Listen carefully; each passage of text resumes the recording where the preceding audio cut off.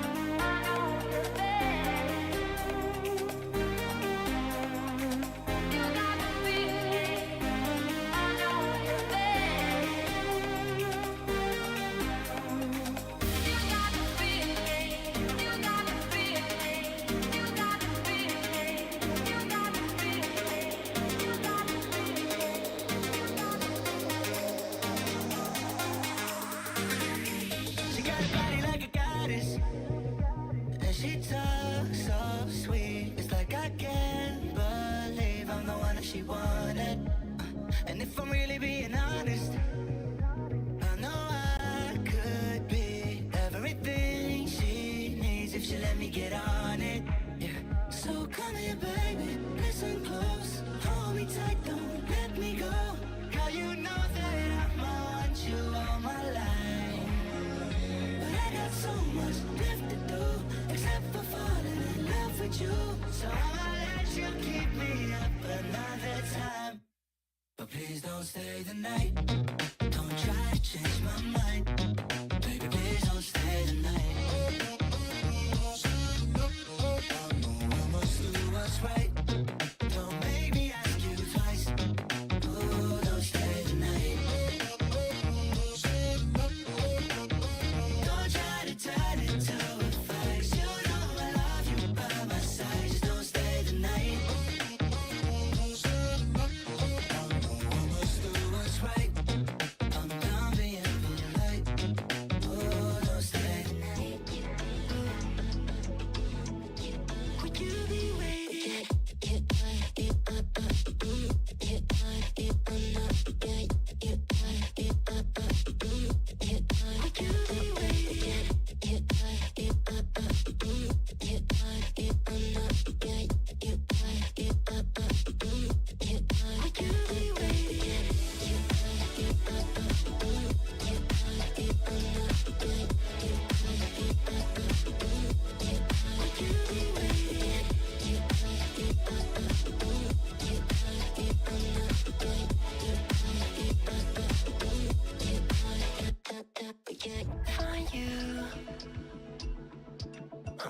you waiting? Are you? Would you be waiting there too? I'm used to staying. Would you? Would you be waiting? Dopamine when you send pictures. When you send pictures. Can't be waiting. Can't be waiting. Dopamine when you send pictures. When you send pictures. Get on. Would you be waiting?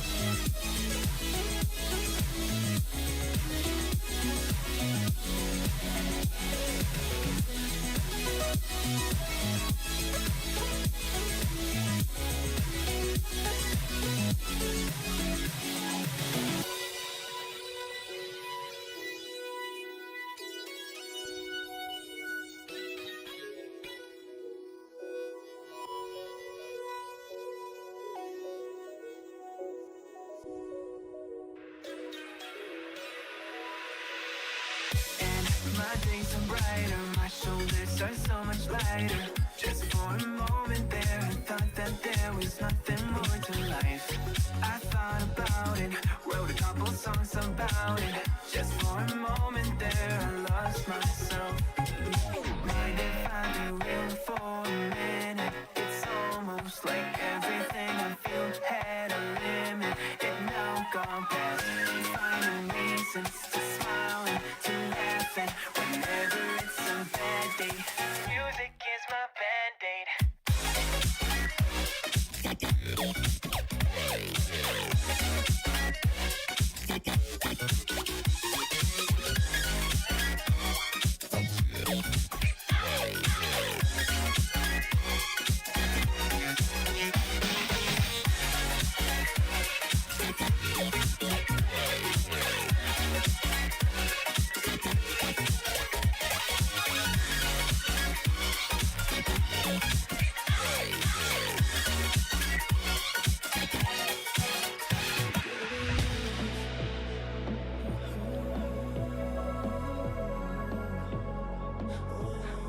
Why be together right now? Cause chasing you makes me go lose my purpose.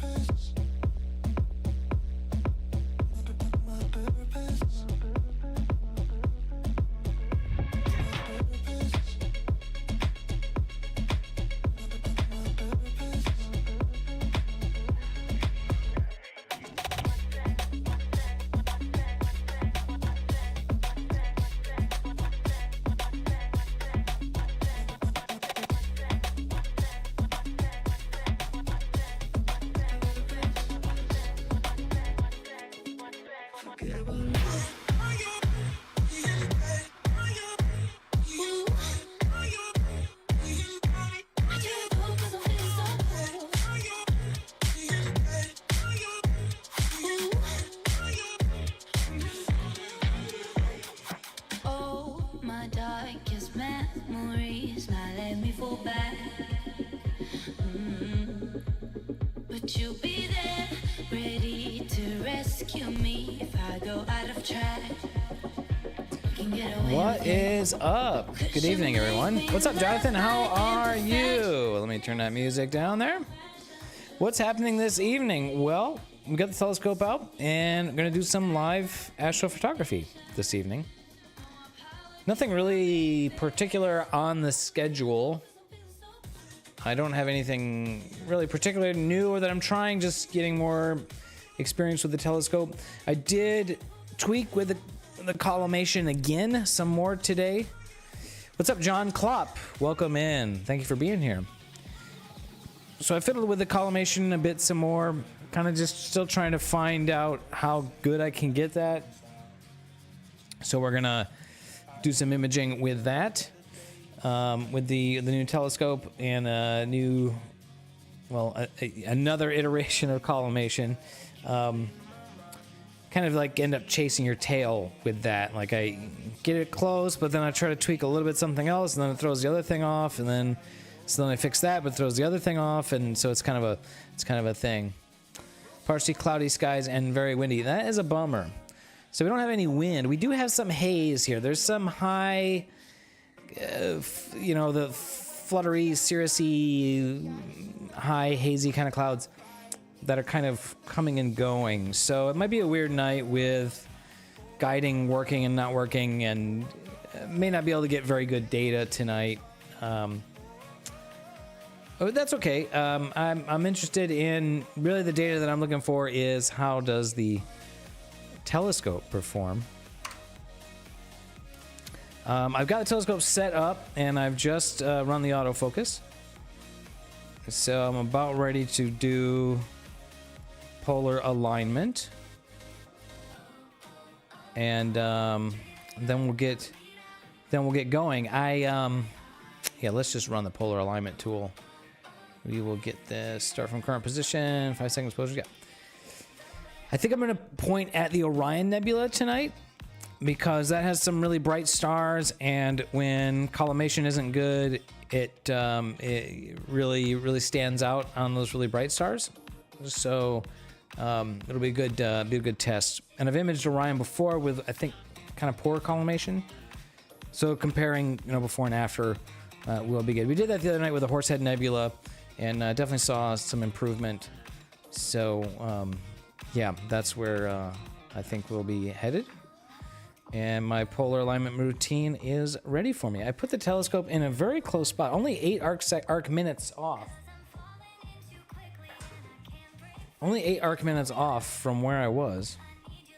Let's switch over to the security cam, and I'm gonna pop outside and work on this polar alignment. Maybe I'll work on setting this mic thing up so I can more quickly switch between the mics, which is the thing every time I do this I say I'm gonna do, and I never do it. Okay, you'll see me outside there. I can't see the chat while I'm out there. And so you guys just talk amongst yourselves. All right, let's see.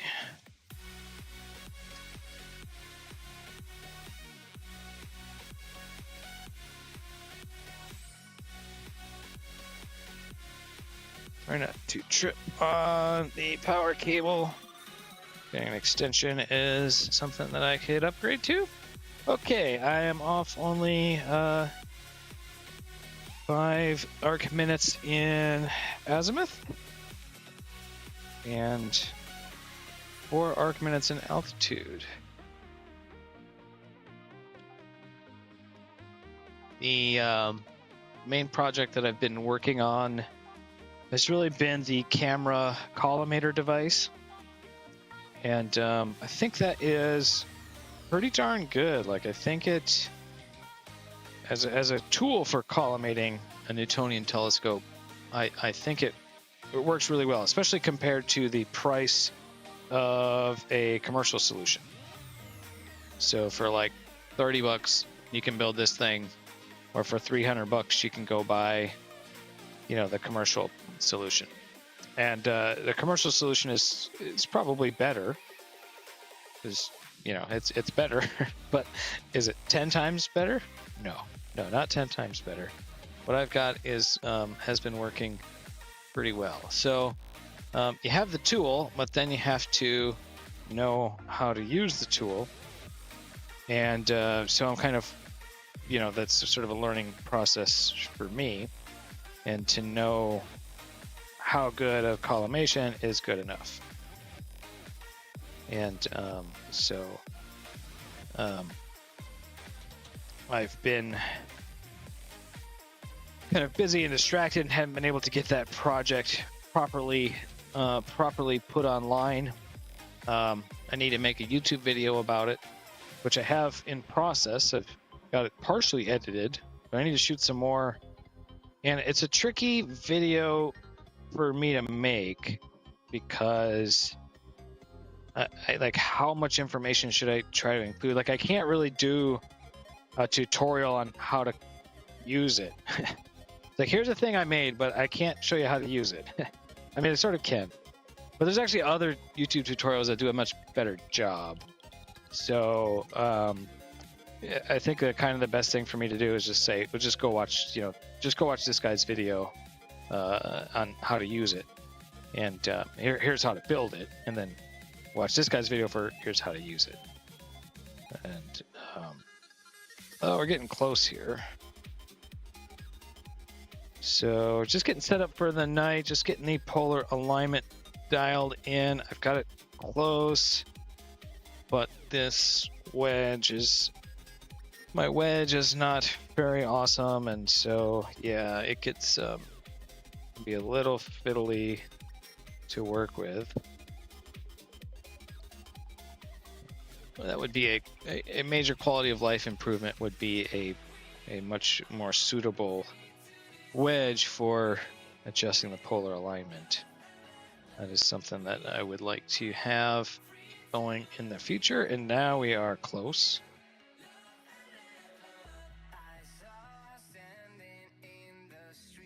Oh man, 13 arc seconds is close, wouldn't you say? Let me just snug things down a little bit. And 12 arc seconds, I'll take that. All right, and then it went up to 17. That's fine. I like to see under 30 arc seconds of error. And cool, all right. That is good. Let me come back inside. Don't trip over the power cable or kick the tripod.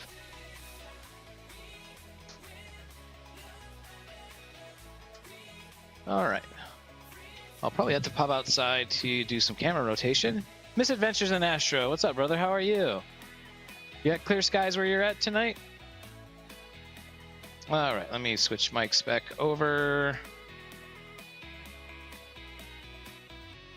That mic? No. Well, that sucks, dude. That sucks. We've got some kind of hazy clouds tonight, but hazy skies. But it's actually, I don't know. It's actually, it seems like it's actually okay. I'm having no problems plate solving. Just got the polar alignment dialed in, and so now we are ready to, we're ready to go. We're ready to point at a target. Take a look at how round my stars are. Pretty round, kind of. Yeah, I think that's Great pretty success. okay. Let's go ahead and go to M42. We'll shoot that for what we can tonight. A great success, yes. We will, let's see, M42. Mithradites. Cool, man. Yeah, right on, right on. Hopefully that marine layer stays out tonight.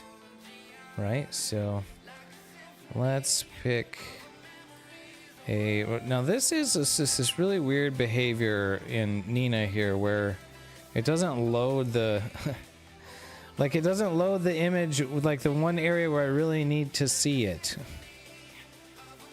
and then it's kind of weird to get it to kind of come in and out. But yeah, should be good to go. Good. Yeah, okay. Yeah, probably something like that. Let's just set the sequence up. I don't know how long we'll shoot for tonight. Looks like I can only go until about 9:30. Only for like an hour and a half. And it's not even like fully dark yet. Oh, spring is here, isn't it? Spring is here. And I've been liking 4-minute exposures lately. We'll try that, and we'll go loop. We'll set the loop until time, and we'll go. What was that? Was 2140. 2140. So what's that? 940, right? All right, rock and roll. Let's slew and let's do. We will slew and do.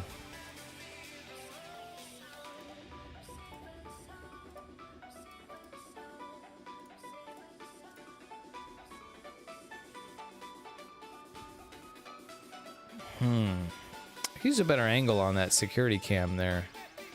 Oh wait, you know what? No, I do have a. I'm just. Oops. I do have. Yeah, there we go. See the whole thing. Okie dokie. And it is ready for me to rotate. So I'm gonna pop outside and do the rotation. I'm gonna need 84.53 degrees clockwise. So I'm gonna pop outside and do that. And you guys talk amongst yourselves. Get your scope set up.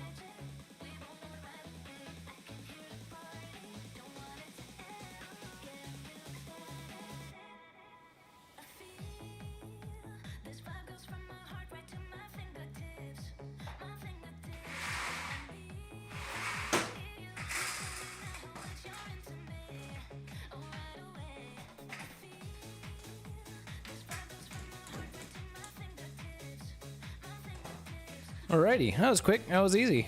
Nina, man, how great is this software? Have I raved about how much I love Nina yet on this stream? Every stream I gotta do that at least once. And we are rotated and we are auto-focusing. Good times.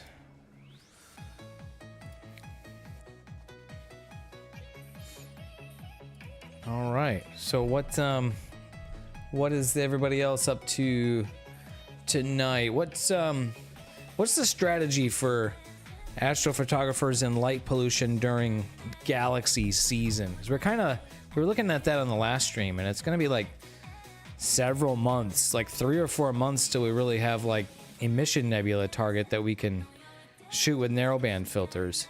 So it's kind of like, yeah, what do we do here? In the fall and winter, you know, when we have the Milky Way and Cygnus overhead, the Cygnus region and Orion, it's just non-stop emission nebula everywhere, and there's something different to shoot every night. But now we've got like kind of not a lot, so a few hours before the sun rises, yeah, I suppose. I don't know. I guess we'll but we will go out to the desert, and hopefully next weekend we'll be out at the desert for some dark sky imaging. So we shoot galaxies out there, you know, get all the really beautiful, brilliant detail in the galaxies out there. So autofocus is looking really good tonight. The Parabola Nebula looking really good. So that's good. And we are gonna start shooting soon. Whoa. PhD is having a time. Oh, did this thing wow. What is up with that?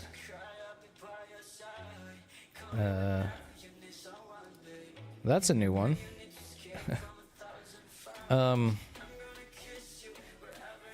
Yeah, PhD is having a time. We're just gonna stop. For some reason, it decided to not do multi-star guiding. There we go.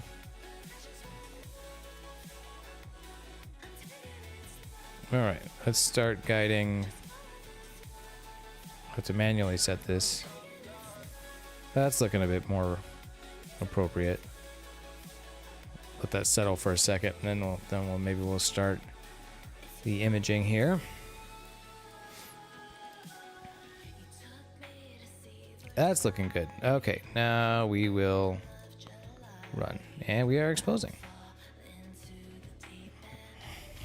Guiding looking pretty good. Looking pretty okay. Even on a 5-second exposure, the Orion Nebula is rather spectacular, isn't it? And the star shapes pretty round, and focus looks good. So we can look at let me pull up a subframe from a previous time that I imaged Orion, and M42, and let's see.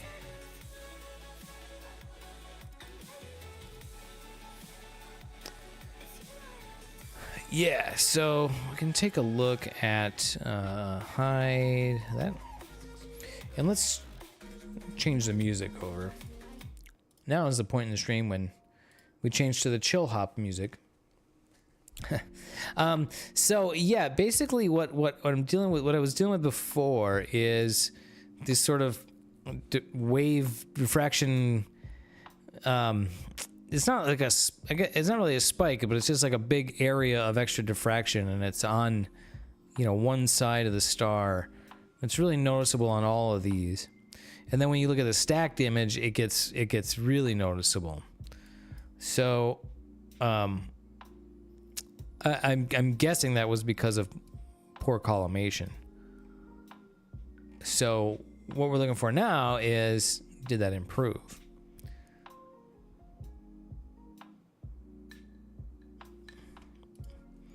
And we have about 2 minutes to find out. The guiding is looking really good. 0.63 arc seconds of error. That is quite good for my setup.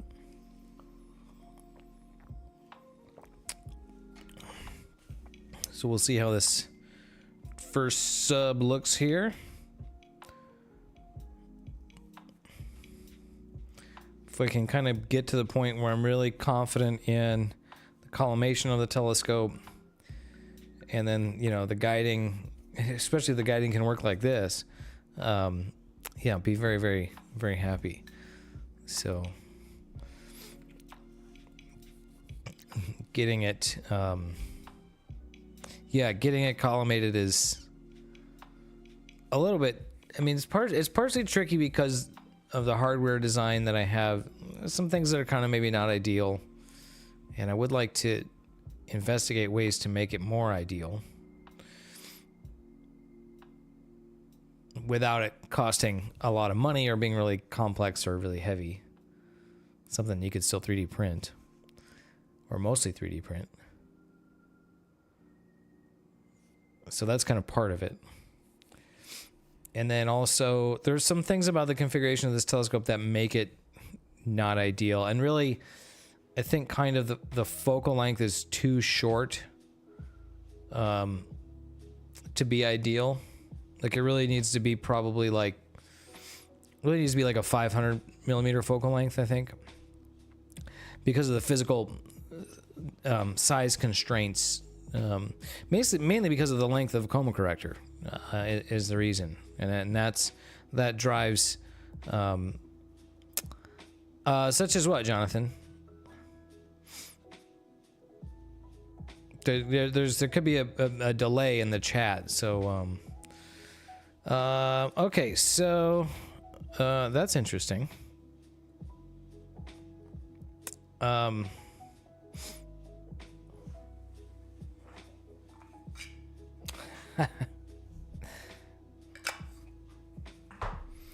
Why does that look all kinds of overexposed? Well, you see, I forgot to put my filter in there.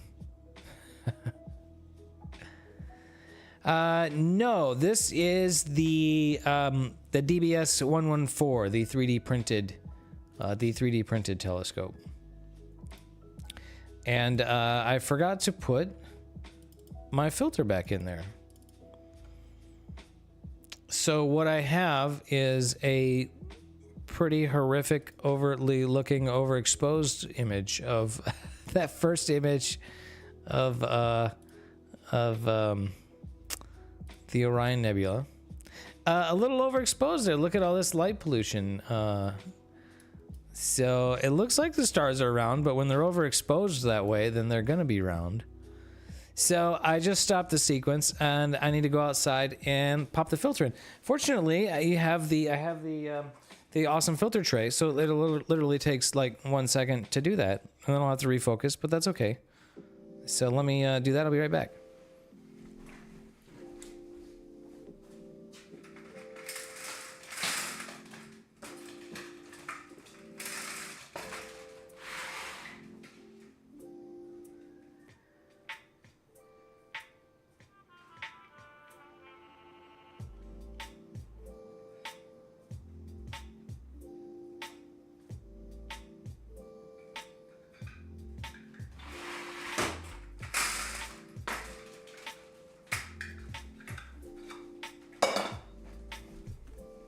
All right, fucked up for the first time again. Let's see how far out of focus we are with, wow, quite a bit out of focus. That's cool. They look like nice concentric circles though. Let's try moving it 100 steps. I'm gonna try to manually dial the focus here. Manually, remotely. Usually what I do to get the focus close is I go outside and I loop 2-second exposures, and I just change the focus while watching the focus loop. Okay, that was the wrong direction. That got worse. So we will go to 550 on the focuser now. Yeah, that's a donut dog. Donut dog. And we don't need 5-second exposures for that. We can do 2.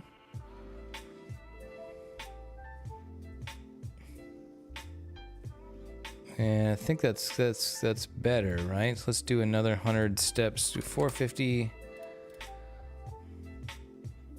And the guiding is looking all kinds of messed up. We'll just stop guiding and shoot another. Yeah, closer. 250. You'll go 200 steps now. Yeah, no wonder I was able to plate solve so easily. It actually kind of gives me an idea too. I never really thought that something that I could do is, yeah, I could totally just take the filter out for doing the plate solving and polar alignment, and then put the filter back in. Let's see. Yes, Where we look at HFR shows 2.8, so that's going to be pretty close. Let's rerun the autofocus.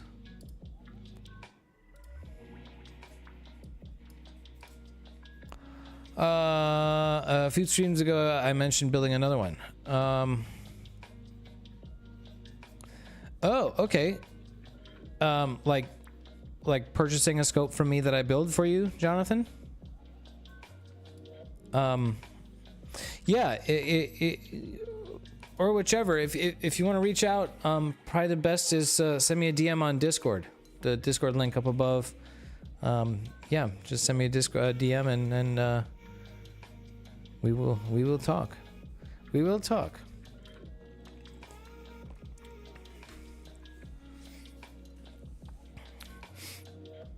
All right, so we'll redo the autofocus. Well, hopefully my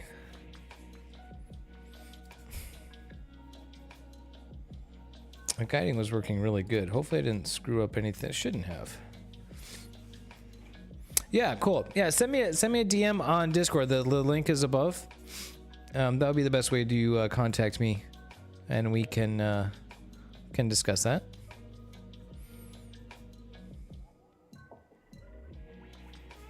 All right.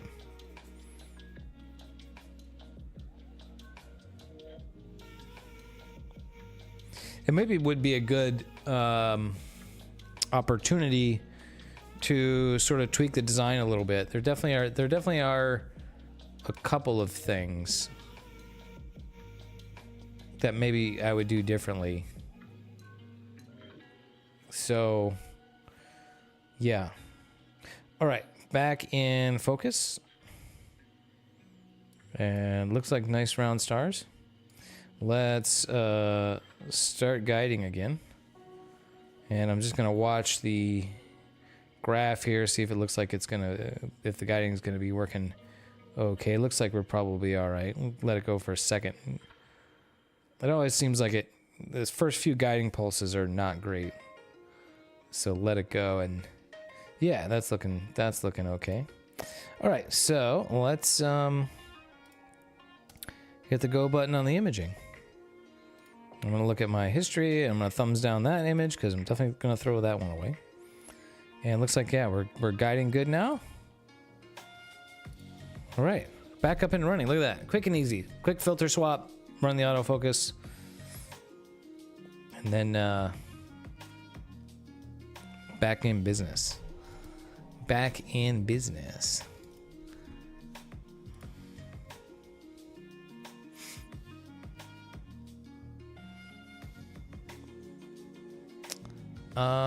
One of our friends in the Discord mentions he's grabbing a Cheedy Q1 Pro 3D printer.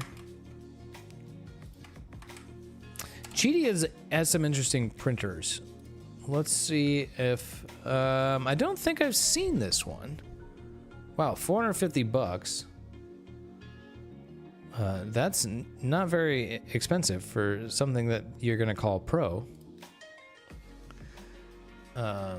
Oops, Cheedy. Yeah, Cheedy Tech has some interesting. Whoops, I'm trying to make this bigger. Has some interesting printers. Doesn't look like it has a very big build volume.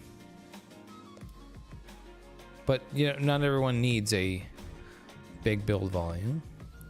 Active chamber heating. That's cool. That I do. That's one thing that I don't have that definitely I would like to have. I think that would be a real bonus for some of the materials that I print. I know it would make some of the materials stronger. I don't necessarily need the active chamber, but yeah.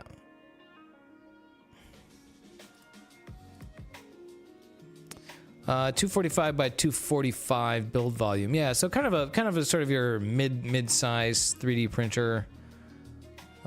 Printing speed, you can just ignore that stuff. They show an extruder that goes up to 350 and and a bed at 120. So yeah, that's going to print most of your sort of advanced level, higher temperature materials. Extruder, direct extruder, yeah. So yeah, the best thing I think probably about these Cheedy Tech printers is they run Clipper firmware, which Clipper is such a good firmware. And that means this thing is going to be customizable, configurable, repairable.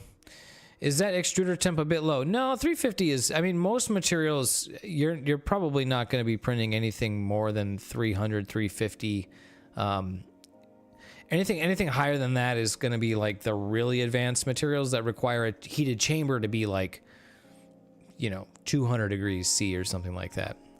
So this has a heated chamber that goes up to 60 C. That kind of just helps. So, but you can't print the really advanced materials like your PEEK or your PEC in there. So 350 is kind of, I think, is kind of like what you see on the sort of higher temperature, I guess you could say mid temperature materials That's like a ABS and polycarbonate stuff that prints at like 270, 280, 300.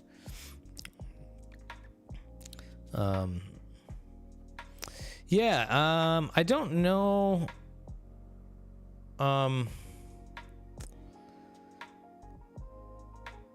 Yeah, a lot of these Chinese printers, they want to use like proprietary hot end. So I don't know what this hot end is, and that's a problem. I definitely don't like that. You know, hot end parts need to need to be replaced. Nozzles, heat breaks, heat sinks, fans, thermistors, heater coils. Those parts will break, will fail, and need to be replaced. And so if you can't get replacement parts, or if it's proprietary, you can only get it from the company, that's definitely not good. So any 3D printer you're going to buy, you definitely going to want to make sure that you are that you can get the parts that you need.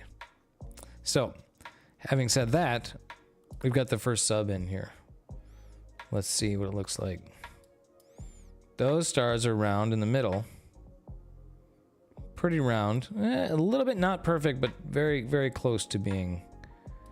And let's see. Pretty even diffraction pattern.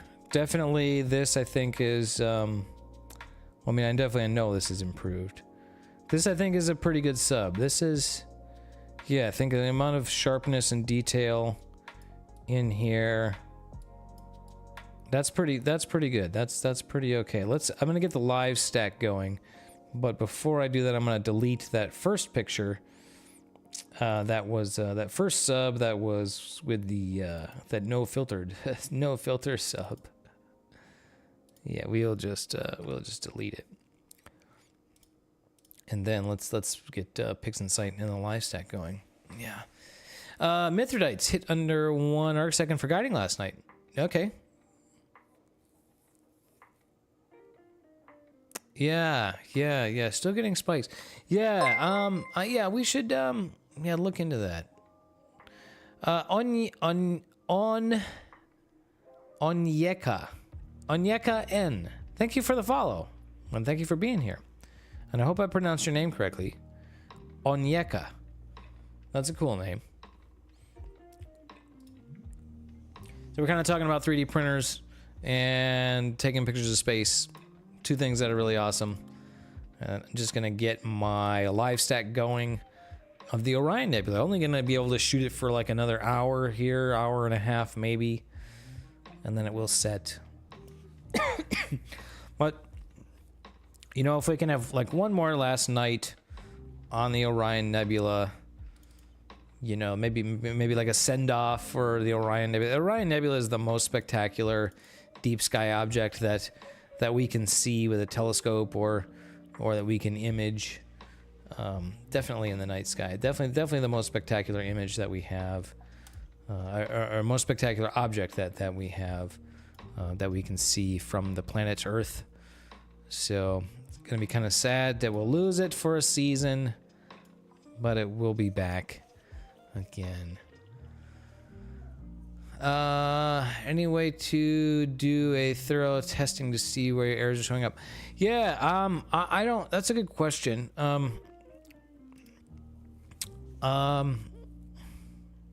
Yeah, so I've since I've been back, you know, doing astrophotography, I've been spending a lot of time looking at guiding, but specifically for strainwave gear mounts, and they require different settings and different strategy than a traditional worm gear drive mount. So I kind of don't really know. I'd have to do some research myself to see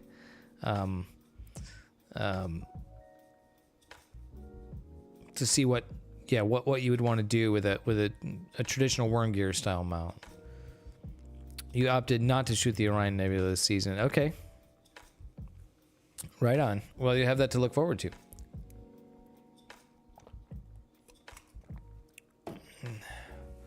An ironing board. Well, not quite. See, I've got some spikes here myself.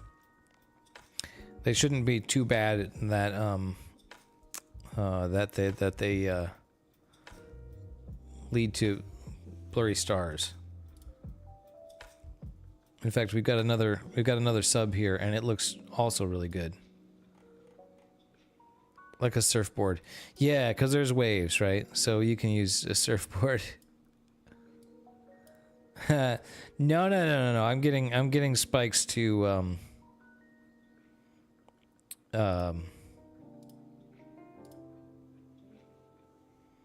So yeah, one of the things is don't get, look at is the scale, right? Look, I can make you can, by changing the scale, you can make your guiding. So if you want your guiding to look really good, just come in here into PhD and change your scale. Instead of ±4, go to ±16. Now look at how flat that is, right? So now this is like, right, this is beautiful. But if you want to be humble, set it to 1, and then look at that. Oh my God, what's going on? What's going on with my guy? Oh, it's terrible. It's terrible. No. It's your scale. So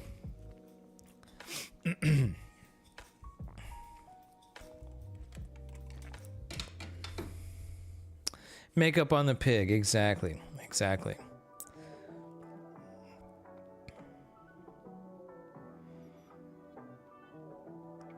Yeah, so I'm still not quite perfect, but this is yeah, looking at this most recent sub. I mean, those stars aren't perfect, but those are pretty close. Pretty close indeed. Let's see. Star detection's telling me an eccentricity of 0.38. The last night I had it out, I was like 0.44, 0.46 or so.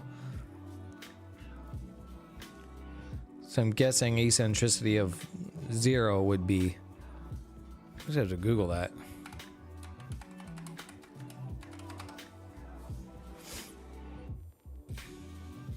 Yeah, I'm not sure how they measure that number. Like an eccentricity of... I would think of eccentricity of 1 would be a circle. Maybe not. I don't know. M42 is always pleasing. Yeah. Yep. It's spectacular. It is. It's upside down. That's kind of bugging me. It's kind of... Let me go outside and turn it over real quick. But yeah, mostly just interested in how the mount is performing, and how the mount and how the optics are performing right here. Looks like a little bit blurred out towards the edges here. A little bit maybe sort of like coma. But these stars, yeah, definitely a significant improvement over the last time. You're getting good stars, good. Oh, okay. Yeah, you're shooting the Jellyfish Nebula. Yeah, right on. Kryzen Bortle 89. Yeah, it's pretty faint. It's kind of a tough one. That's kind of a tough one. You need lots of time on it for sure.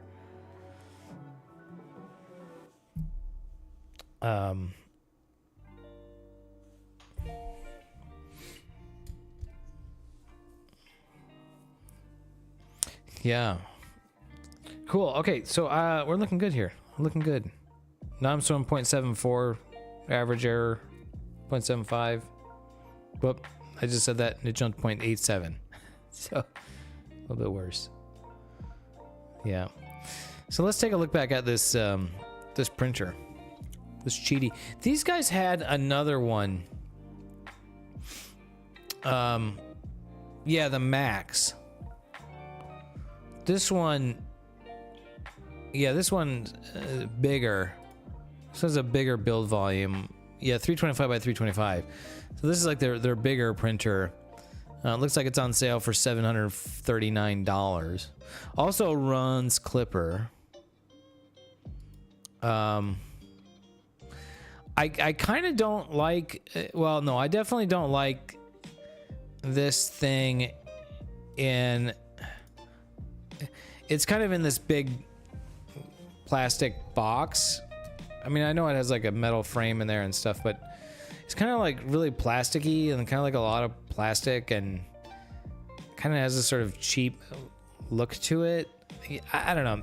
Maybe that's kind of arbitrary. But I you know, it also just kind of seems like kind of proprietary components. So, but it has a pretty big build volume. I think the biggest thing with this printer is that the filament, as I remember, the filament spool like goes on the back of the printer awkwardly. So it's like really difficult to change filament. You have to like rotate the whole printer around, and it's pretty big. If it's a 300 by 300 millimeter build volume, it's the whole thing's gonna be pretty big. So Qidi 4 Plus looks good. Oh, +4 over here. Oh, okay, I haven't seen this one yet. This is a new release. $800.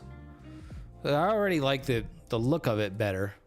Just a more of a minimalistic, less kind of like with the this thing is like it looks like they tried to just like make it look flashy with a bunch of cheap plastic. So yeah, this thing I like the more simplistic kind of look to it. So what do we got? 305 by 305 build volume. So not quite as big as the other one, but still kind of on the bigger side. I definitely like the look of it. I mean, the look of the 3D printer is really like probably the least important thing, right? Like, who cares what it looks like? Is it, you know, it's how good do the prints? How good does it print? So many of these printer manufacturers are doing a Core XY motion system like this, and hardware using these round linear rails. You know, it's fine. Using 9mm belts, that's interesting. So this has yeah, like thicker, not thicker, but just like heavier belts. So that's cool, I guess. Wait, is that bigger? Or is that the standard size? I can't remember. I'd have to go measure the belts in my printer, but 9mm, that, yeah, no, 1.5 GT belt. Huh. Like a smaller tooth belt than I think.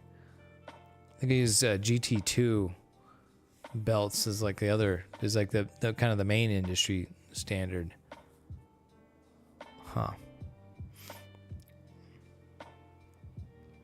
It looked like the hot end they're using is like a bamboo clone, a hot end.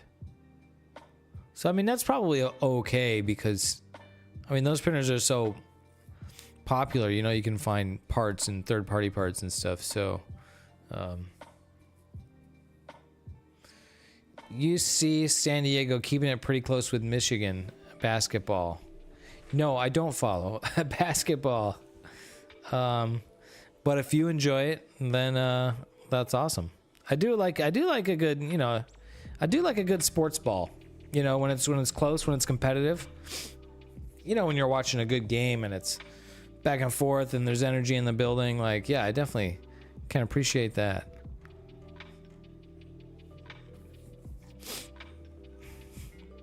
Yeah, so they have Clipper on there. Yeah, that's great. Go Sports Team. So what is this thing? This thing is $800. What is the Prusa Core 1? Prusa's kind of the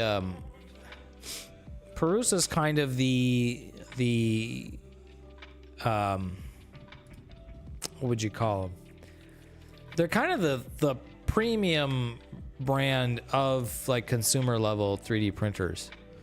This is $1,200 assembled. So yeah, that's so what is that? $400 more than the Cheaty, and this has a smaller build volume. So, but I would definitely feel better about buying a Prusa product than a Cheaty product. So, I recommend Prusa printers to people, but I've never owned one myself, so it's hard to, you know, I don't know if I should really do that or not. How my subs looking? That one's got a little bit, maybe a little bit of weird, a little bit of elongation to it. Yeah, that one better. That one good. Yeah, probably not so bad that I would throw that out. No, definitely not. Also not quite as good. So that's interesting. That might have been just a little spike in the guiding there on that most recent sub. You only watch the playoffs. Yeah, playoffs are where it's always more exciting, right? I used to be a big hockey fan. I used to watch hockey. Like, I was a huge Detroit Red Wings fan, and you know, would watch every game in the playoffs. And if you're a hockey fan, you definitely know how much more intense playoff hockey is. It's like a completely different game, regular season to playoffs. So I used to really be into that. And then Myth likes to follow F1, watch the season develop. Okay, yeah. Yeah, I kind of just drifted away from hockey and haven't been watching it. They kind of changed some things in the NHL, and I could kind of rant about this, so you guys don't need to hear about it. But it did kind of just... It kind of just made the game less... I don't know. I just didn't kind of like the direction they were going with it, and yeah, it just seemed... I don't know. It just didn't seem like the right thing anymore, and over time, just kind of lost interest. So, but old man yell, yeah, old time hockey. That's what they would say, right? So, if you want to understand hockey, there's two movies you have to watch. The first one is Slapshot. It's like from the 70s. And then there's another movie more recent from like the 2010s called Goon. And that stars Sean Michael Scott. And that movie is like basically making fun of hockey players. It's making fun of hockey. But like, you know, if you understand hockey and you watch that movie, you're like, they're making fun of hockey, but it's like, yeah, they're right though. Like that is kind of how it is. I haven't seen that movie in a long time. It would be fun to go watch that one again, but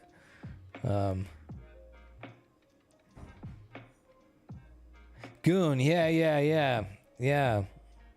Okay, I suppose the other one you got to watch is Miracle with Kurt Russell. Partially because it's a great story, partially because Kurt Russell is amazing. So okay, there's 3 movies, hockey movies you have to watch. In this order, you need to watch Slapshot, then you need to watch Miracle, and then you need to watch Goon. I think you watch those 3 movies. They're all great movies. Even if you're not really a hockey fan, they're good sports movies. And yeah, they're entertaining. And then you will understand hockey. So anyways, there's my spiel about that. And here's our Orion Nebula. Looking pretty good. I love the detail in this dark nebula structure in the front here that we can see. And this is something that makes this look really spectacular in the telescope with a large enough aperture. With my 12.5-inch telescope, you can really see this dark nebula. And since it's right against the really bright area, you really get this like 3-dimensional look to it. It's really spectacular, and I look forward to getting another one last view of it next week when we go out to the desert. So, you only like to play hockey? Yeah, I played hockey for a while too. for many years through my youth, and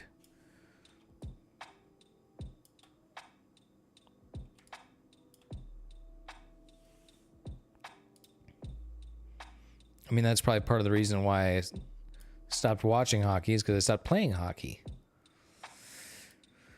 Yeah, seeing some elongation here. Yeah, some of these are kind of streaking. That's interesting. I mean, the guiding has been rock solid. So maybe I have some kind of flexing going on. Or maybe I'm seeing the instability in my in the tripod or the mount or something. You did track and field in school? Yeah, Myth. I think you mentioned that, yeah.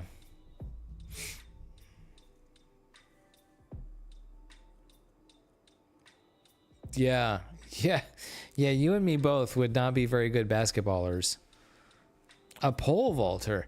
That isn't some insane shit. The pole vaulting is like... That's some pretty crazy... insane athleticism. Ah, yeah. Yeah, that's like...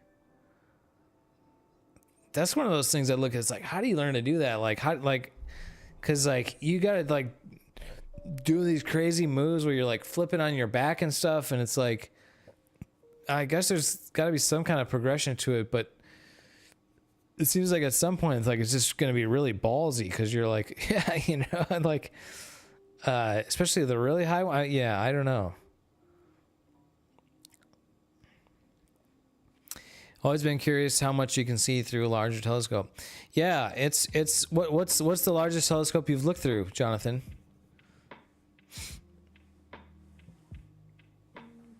Got to 11'6".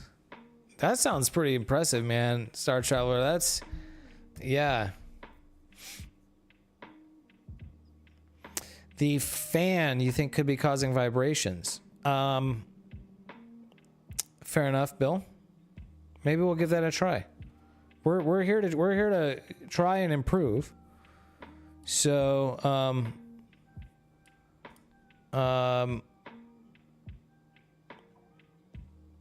I'm willing to try stuff.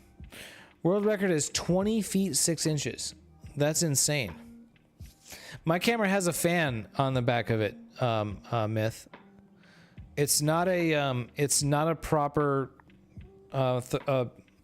piezoelectric cooler. I think that's the term that like your camera has, like a proper astronomy camera has. It's just a heat sink, and it's just a little heat sink and a fan. So we could try turning it off. And then, you know, so this most recent sub looks super round. Like, that looks really good. And then the one before, we can see some eggs. And then this one, pretty round. So, yeah. We can give it a try.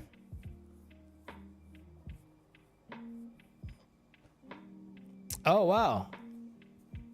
That's crazy, Bill. Nice Were you a Red Wings fan back in the 90s when they had their we're gonna get some 90s nostalgia going here. My chat stream kind of messed up, so hopefully I don't miss. Yeah, I might miss some of those. CWO had huge issues with fan causing vibrations in the image train. Okay. That is interesting. Yeah, Fedorov. Yeah, those were the days, man. The frickin' those were the days that made me a hockey fan. That was yeah, that was like we went downtown to Detroit when the Wings won the Stanley Cup in '97. Went to the parade. It was like a big party that was like, yeah, that was such a cool time. And there's some pretty in Detroit sports lore, there's some pretty legendary shit that went down those years. Yeah, there was tears of joy, tears of sadness and sorrow, and there was celebrations and heroes and villains, and Some pretty crazy stuff. I'm gonna stop this after in 10 seconds when this exposure comes in, and then we're gonna go try turning the fan off. I don't know that that fan really even does much for me.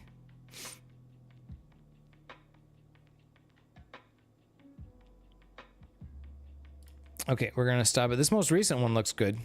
This most recent exposure looks great. Yeah. Okay, so keep an eye on the guiding while I walk out on the balcony, and you'll see the big spikes, and then I'm gonna go pull on the camera, so it's gonna have more spikes. So I'll be right back.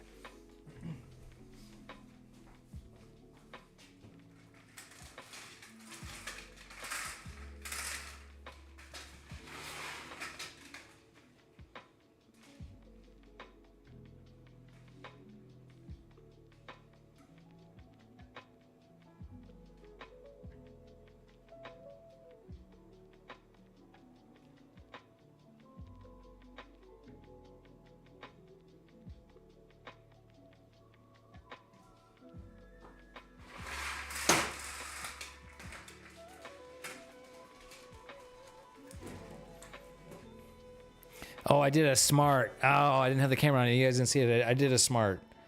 I instead of unplugging the power cable from the back of the camera, I unplugged it from the source. So that way I'm not touching the camera and potentially messing up polar alignment and stuff like that. So check out the spikes here under the chat. That's me walking out onto the balcony. So we'll let that settle out for a minute. You were born in Traverse City, Michigan. Cool. I was born in Lansing. Bill. Yeah, right. Yeah, they have their training camps up there.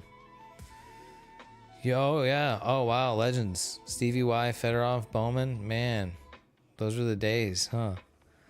Wild.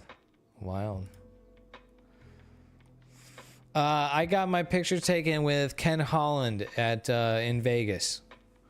So I happened to be in Vegas when they were doing the, what was like the draft or something? I don't know. Something like that was in town. And we were sitting at a bar, on me and a couple friends, and like there was like just dudes sitting at a bar just chilling, and it was like, oh shit, that's Ken Holland, like yeah, over there. So when they got up to leave, we were like, hey, what's up, and, yeah, you were born in Pontiac. Oh wow, all these Michiganders showing up. What's up? What's up, guys? Welcome. Yeah. Yeah, Traverse City is a beautiful city up there. Yeah, that's a beautiful area. There's some family that live up there. Michiganders. Yes, sir. Not anymore. Not me. I'm definitely a California kid now. I'm a California convert. I'm definitely, yeah, I love it out here in California. When it's, we have such beautiful weather here, and we have these great skies, and we have the light pollution, but many clear sky days for astronomy, hills and mountains and oceans and deserts. So I definitely like it. I definitely like California living. So. And yeah, okay, so we'll run this without the cooler blowing. Sunny and 70. Yeah, Myth, you're down there closer to San Diego, where it's even better. Although you get that marine layer rolling in more than I do here, so oh man, I got a little bit of an itch on the eye.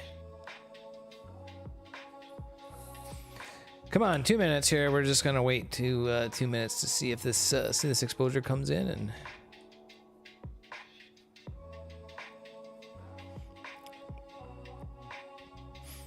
I could take the cooler off of the camera. It would make it lighter. The cooler is kind of heavy, and if it doesn't really do much or anything, maybe it's more necessary in the summertime when it's warmer, but yeah, I don't know. You bought an ASI 585 Pro. Cool. Ended up in New Hampshire the 25th. Oh man, wait, the 25th. Well, that's kind of just in time for the new moon though. So definitely would have been better to have it earlier, but yeah. 585 Pro, is that a mono or is that a color camera, Star Traveler?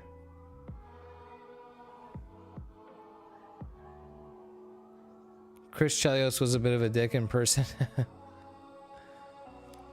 Yeah, I always feel it's gotta be like tough, like though I you know, like celebrities, you know, like I mean, there's definitely times in day where I'm not, you know, like if some random person comes up to me, I'm not necessarily gonna be cool to them, you know, like, you know, so I could definitely see how, and especially if you're like constantly getting bombarded with people trying to talk to you and stuff, like, and you're just trying to get your coffee or something, you know, it'd be like, dude, fuck off, man.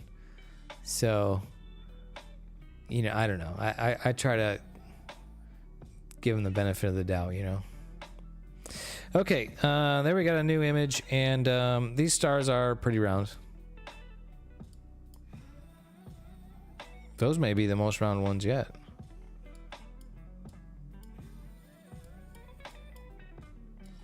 Yeah, looking pretty good.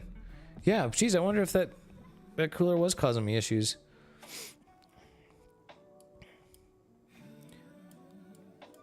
Well, thank you for the suggestion. We will run without it.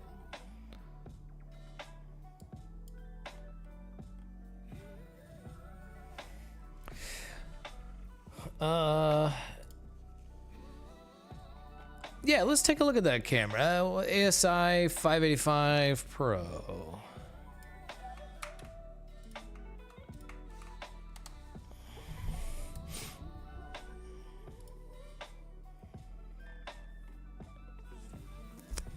You dig the color camera. Yeah, so Player One Astronomy has the same thing.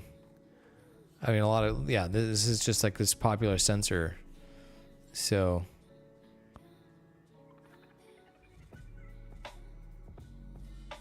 it says cooling temp 35C. Does that mean it'll go to 35 below ambient?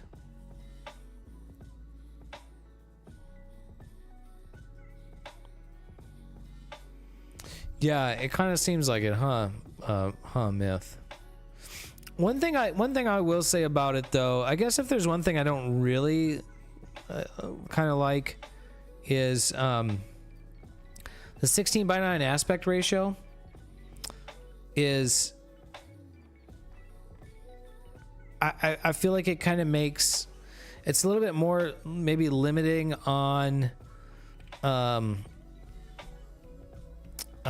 little bit more limiting on your compositions. You got to really be, you got to kind of really got to be in like getting the camera rotation right.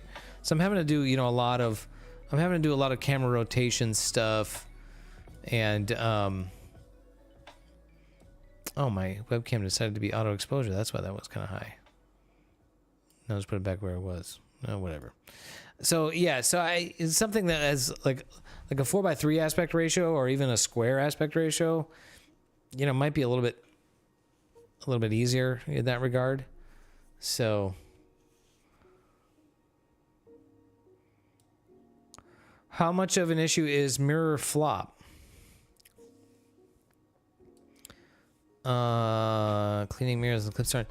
So yeah, so that's part of what makes building a Newtonian for imaging much more difficult. So the mirror on my my Dobsonian is very loose in there. Like you can literally just move it around because I wanted to make sure it wasn't going to be pinched. So that would have significant issues with mirror flop. Because if it was on an equatorial mount, the mirror would shift from side to side. So that would be a real problem. So yeah, how you design the mirror cell for imaging gets a bit trickier. So in this telescope, there's no issue with mirror flop. This telescope holds this collimation, is from what I can tell so far. Temperature changes, all different positions. The mirror locks down, but this mirror is glued to the cell. with silicone. A larger mirror, you can't do that. Can't really get away with that. So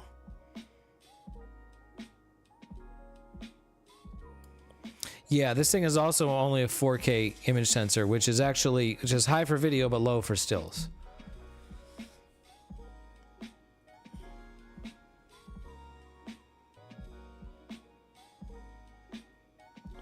Oh, interesting. I wonder if that means anything, Bill, in terms of its actual like performance. So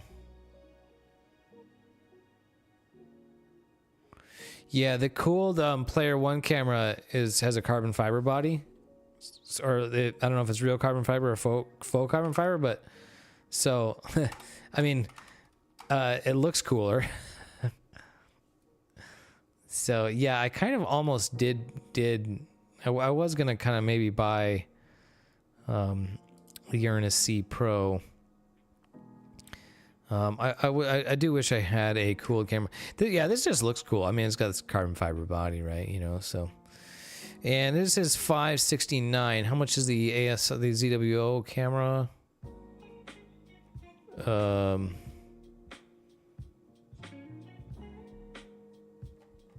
Oh, this is just their like a blog post about it instead of like the actual page.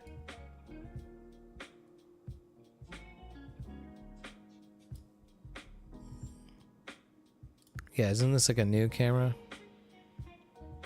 Yeah, 585 MC 600.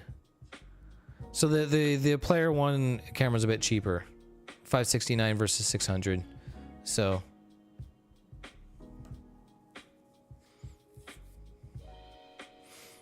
yeah, lesson learned, yeah.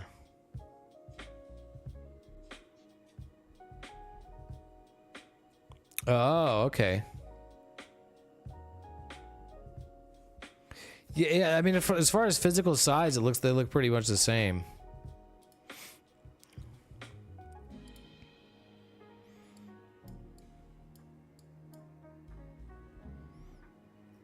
And I think we're looking pretty good on the imaging here tonight. I don't know.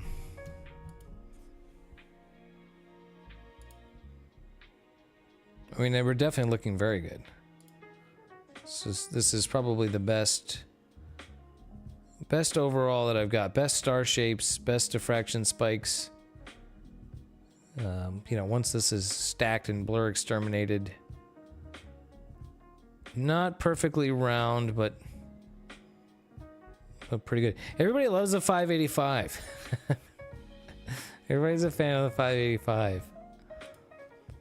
I mean, for me, I mean, if you're gonna buy a 585 image camera, I think that the one, well, this is a brilliant time to be interested in astronomy, astrophotography, because there's so many products. You know, we can have like there's in the same image sensor, there's so many different cameras that you can get, and yeah, with the same sensor that just have little differences, you know, depending on your use case, right? Yeah, that's. Yeah, I definitely am still. The camera for me in the future is the QHY Minicam 8, which I think are they shipping yet? I think they're still, yeah, they're still like a pre-order, and this price went up by $80. So yeah, but still, even at that price, $879. Yeah, still, this is definitely the camera for me. Having the built-in filter, yeah, the built-in filter wheels, and yeah, for $880 comes with a full set of filters. Be able to do your narrowband imaging with it. Yeah.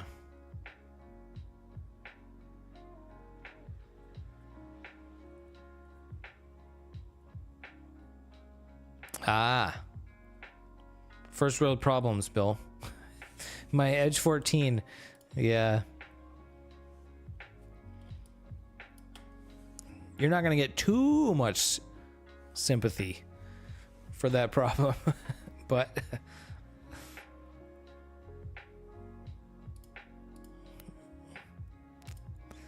let's take a look at the live stack here.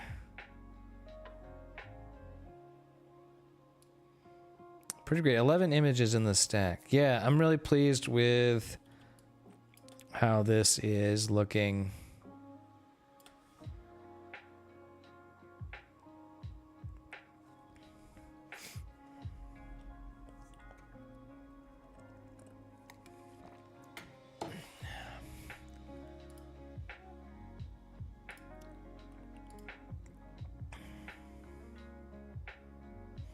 Yeah, that's looking pretty good, Myth.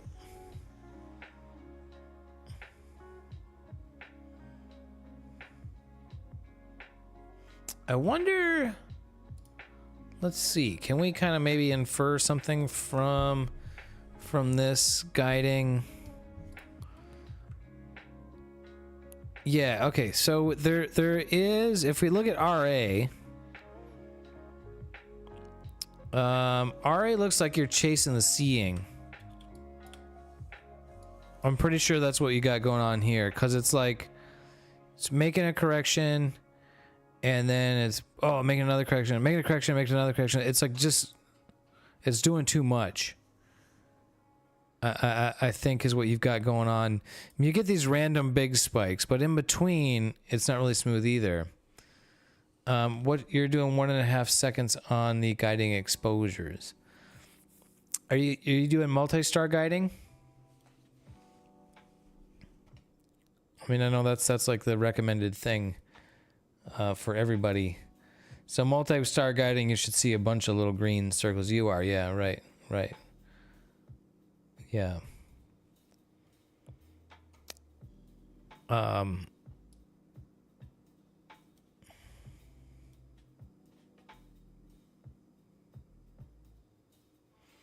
Yeah, this pattern that you're seeing is a clue. I believe this is a clue.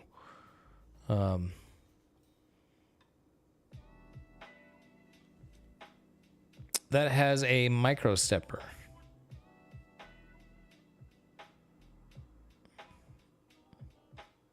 Interesting. I don't know what that means. You mean like, does that mean like it's a really small stepper motor?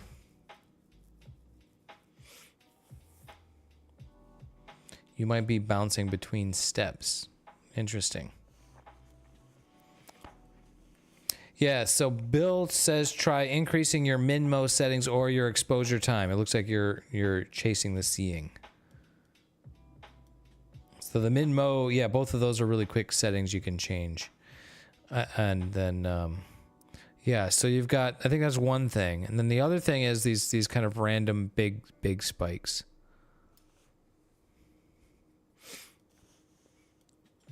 Bouncing between steps. What does that mean? Yeah, right. Best mounts can't do anything with bad seeing.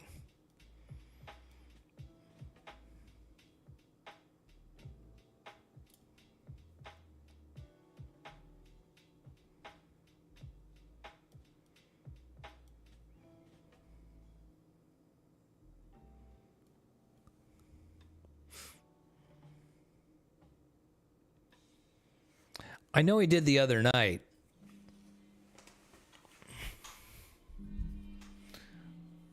I've done it. Sometimes I'll go and redo my 3-point polar alignment, 3 PPA, if my guiding isn't looking good, and it always shows me something different than what I first had it set at, right? So.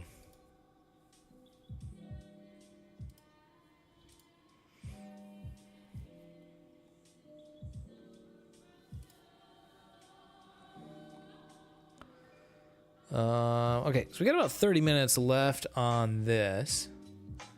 We could move over to another. Let's see. Bring up Stellarium.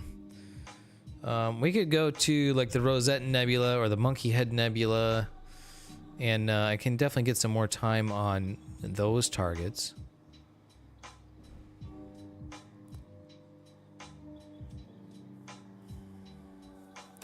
You upped it. Oh, you upped it by 0.3.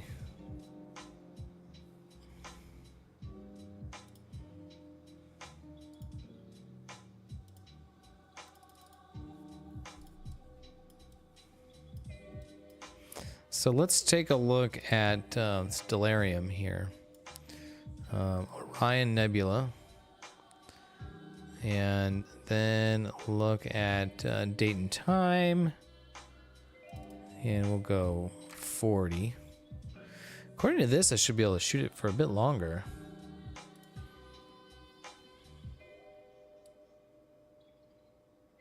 Yeah, maybe I can actually get that right until...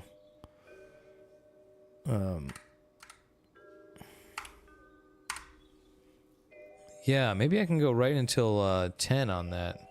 I'm going to up that to 10 o'clock. I mean, the worst case scenario, I'll just have to throw away some frames with a tree in it.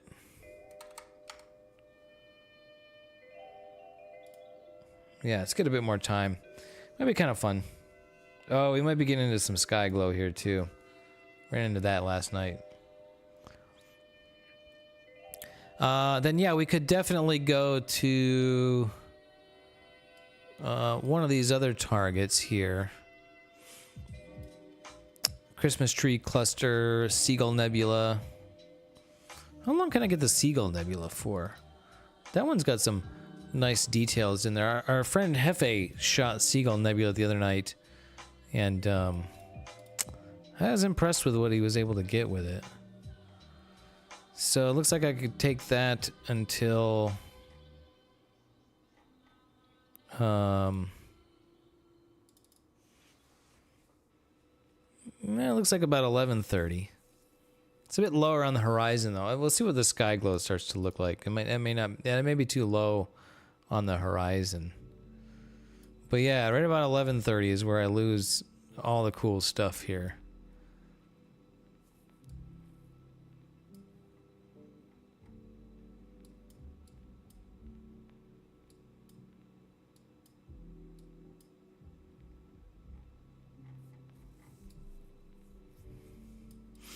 Yeah, something higher on the horizon is probably a better idea.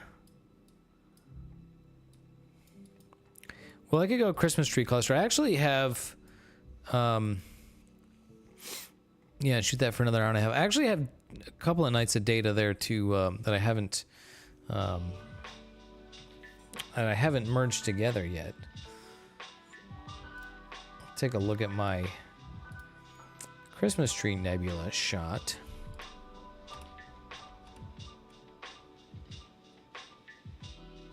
That was yeah, so this is Christmas Tree Nebula, Christmas Tree Cluster and Cone Nebula shot. This definitely needs more data, so I could get another hour and a half of data on this tonight. So maybe that's a good idea. And I have another night. This is one night of data. I have another night to add to it. So I only have like 2 more nights of data on the on this object. So maybe we'll do that. That will be probably productive, right? So what was that, like 317 I shot that? So let me go back to my sequencer, my framing, and we'll go from a file, load image. Oh, there it is, Christmas Tree Cluster.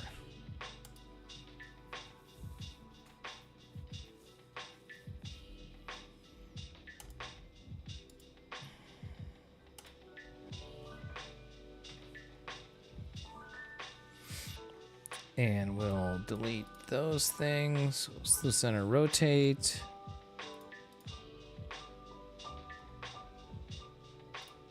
And maybe we'll try 5-minute exposures.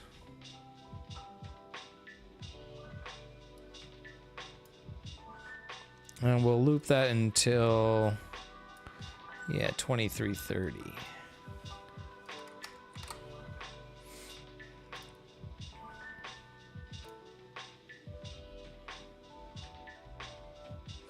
Yeah, I think we're starting to get down into some sky glow here. This like gray. Yeah, definitely. So we might. Yeah, we might stop this early here. We were running into that the other night as well. Christmas tree cluster is a bit higher in the sky. Bit higher altitude. So maybe I can get more time on that. But then after that, we gotta pick something to shoot for the rest of the night. Or I could just bring the telescope in. Well, there's galaxies and stuff.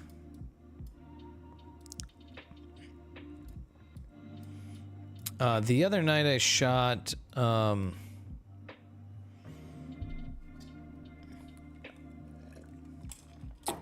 Owl Nebula and the Surfboard Galaxy for a couple hours, and then I shot the Whirlpool Galaxies. Those were cool to see. Got lots of stuff in Leo. I could point at the Leo triplet. I have a nice image of the Leo triplet from the desert. M95, M96 are kind of interesting to me. They're kind of small. They'd be kind of small in the frame.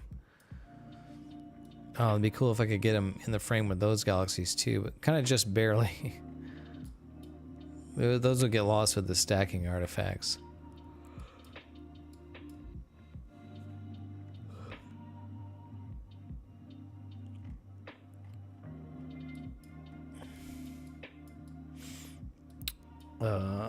Let's see. Maybe I could go over to Bodes again.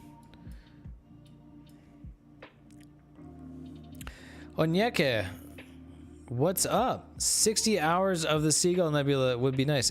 Well, I don't have 60 hours. You're right, it would be nice.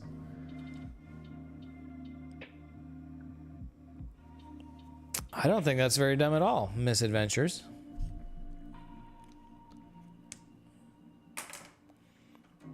Yeah, that may not be something that one would necessarily consider. Is the mount's firmware.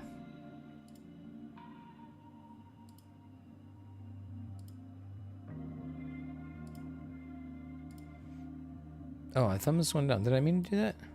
No, I shouldn't have done that.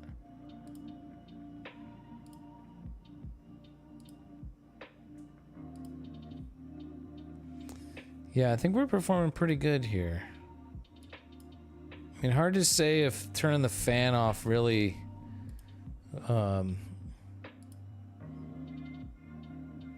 you know, really helped or not.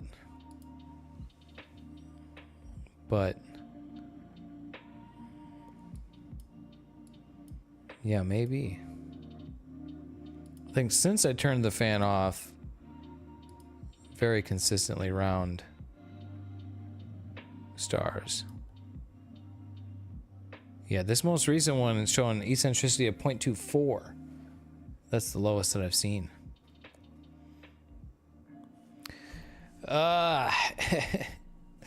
Some days is like that, isn't it?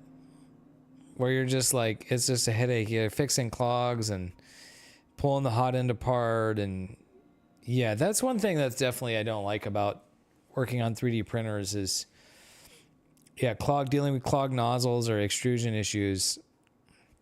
Those extruders can be such a pain to take apart because you have plastic in there, so you have to heat it up to melt the plastic, and then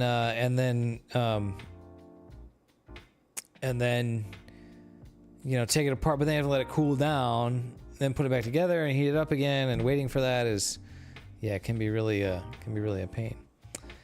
HFR would reduce if a fan was causing an issue. I suppose. Well, let's see. HFR history, we got 2.32, 2.30, 38, 19, 30, 28, 35, 27, 27, 29, 22. I don't think we can see a correlation there. The first like 4 or 5 images were with the fan on. And then the next ones were with the fan off. 292738. Oh, wait, well, duh, we have a graph of the HFR history. So HFR has been pretty consistent. Yeah, so I don't think that's the case.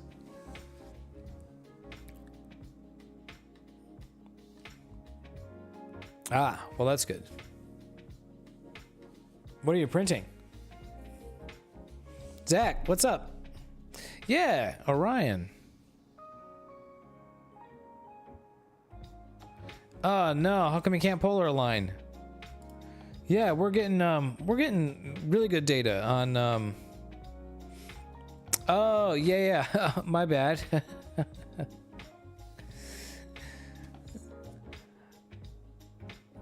But yes. It's Devour. Yeah, so wait. So now you're having clogging issues? Like you had problems with that big print, and now you're having clogging issues? Like that really sucks. That's sometimes it'd be like that. Yeah, why can't you polar align, Zach? What's the deal? What's the deal with that? Let's get that polar alignment fixed. I think I'm at the point to where I'm pretty happy with the collimation now. It's not quite perfect, but it's close. And I'm doing 4-minute exposures, getting pretty round stars. So a little bit of inconsistency. But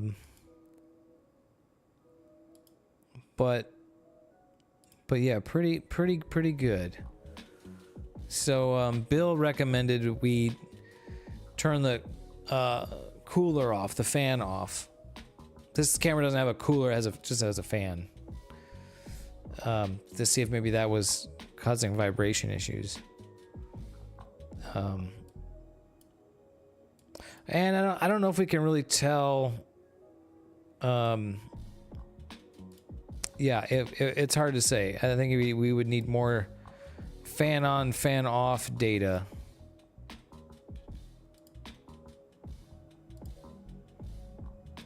But let's see.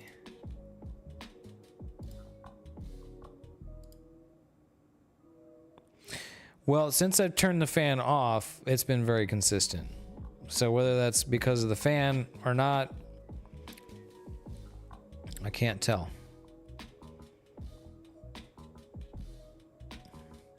But we're starting to get into the sky glow here. So had similar issues before. Hard reset usually fixes it. Huh.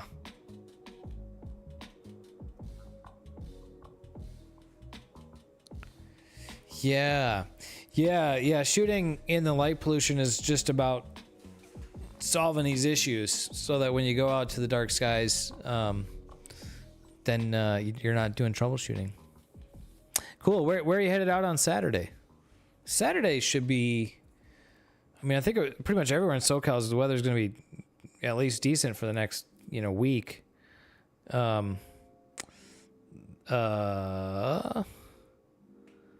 Let's see. What time does the moon rise on Saturday? Saturday's the last quarter. So it doesn't rise until 2:20 a.m. So you definitely have several hours. I guess we have like around 6 hours of no moonlight. So that's pretty good.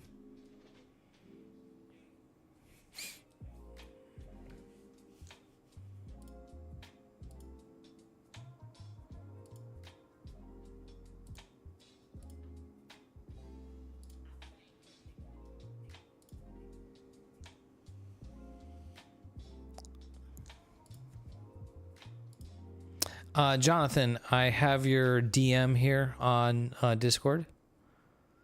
So yeah,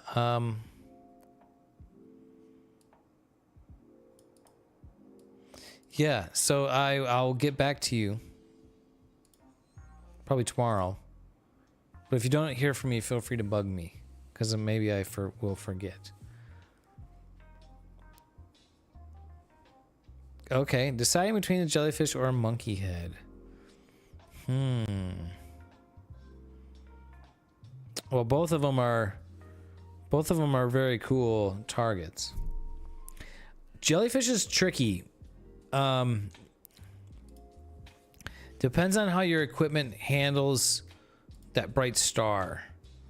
There's a couple of bright stars. So I have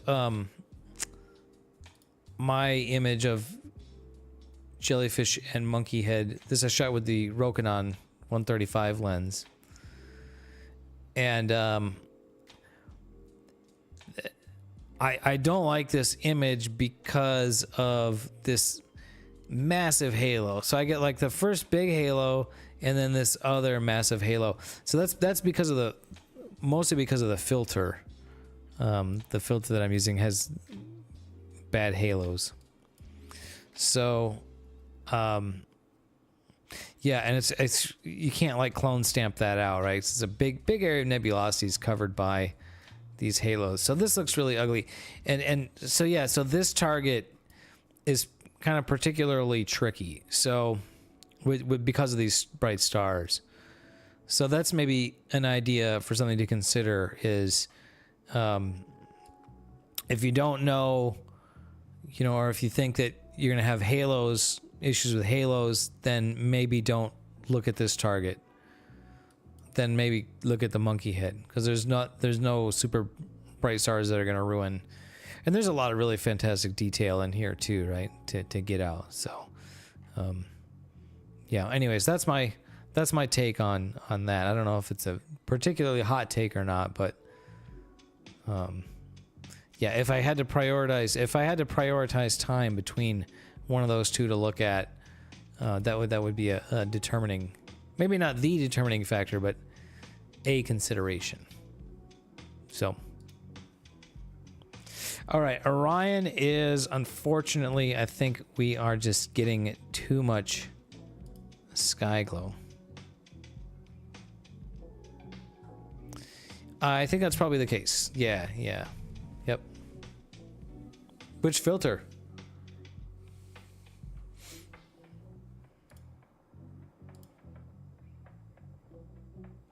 Yeah, so we're just getting this kind of bad sky glow here.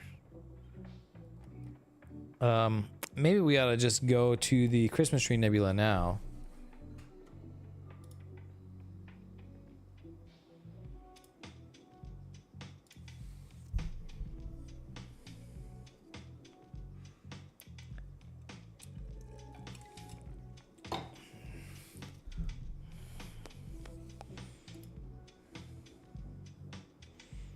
All these star shapes looking pretty good.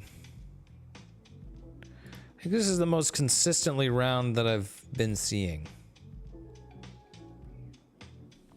Oh, okay, SV220. Yeah, we were looking at that the other night and kind of came to the conclusion that, like, oh yeah, this would probably be a better filter for me than the one that I'm using. So, I'm not going to buy another filter now because I'm not going to be able to use it, you know, in a couple weeks. There won't be anything really to shoot. Although I'm kind of interested in trying that L quad filter from, there's some filters that can kind of help with the broadband stuff. And, yeah, so I'm kind of curious to check that out.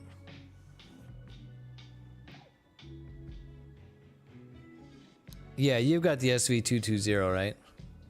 The SV boner.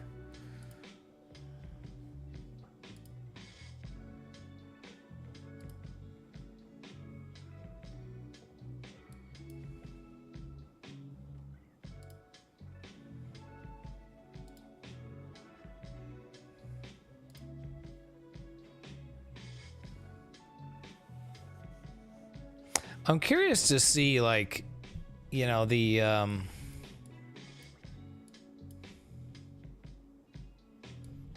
performance of, you know, some like really high quality Newtonians. Like, how consistently round and you know are kind of stars are they getting?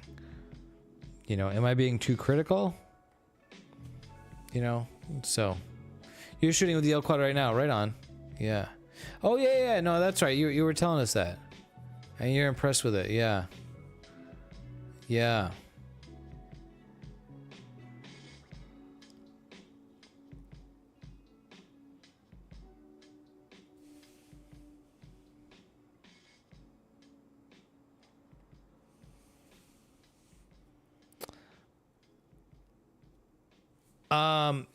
Yeah, YouTube doesn't let you post links. Bill, if you want to share the link in like Discord or something like that, I can post it. But yeah.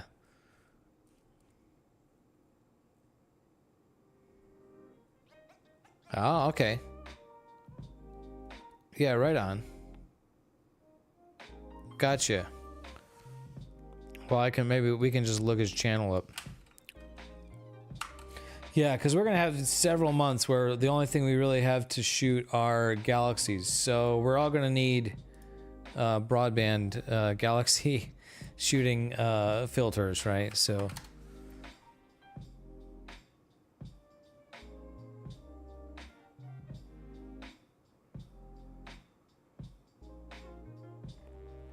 Oh man. Yeah, searching for that channel. Yeah, it gives me a bunch of like housewares. What the heck? That's weird. Yeah, that's not the channel. Well, if you want to share the link, maybe I can look it up another time. Yeah, maybe we'll check that out.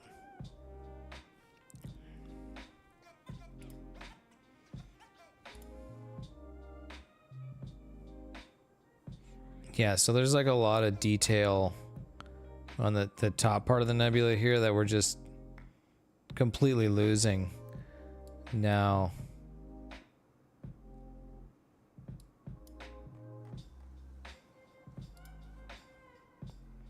So I think maybe my best bet is to just stop this and move over to the Christmas tree.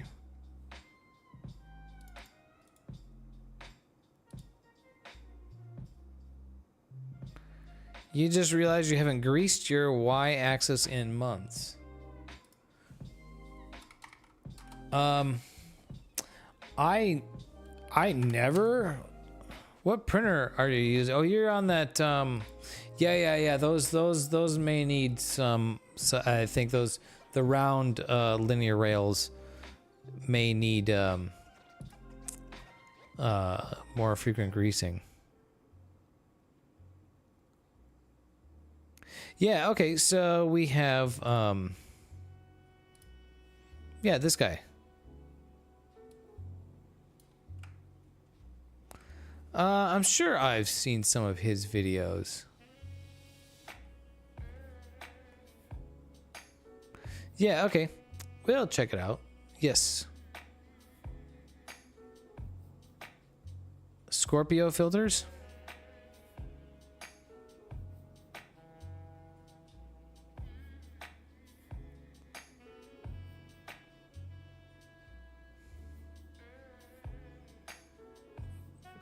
This must be the video you're talking about here.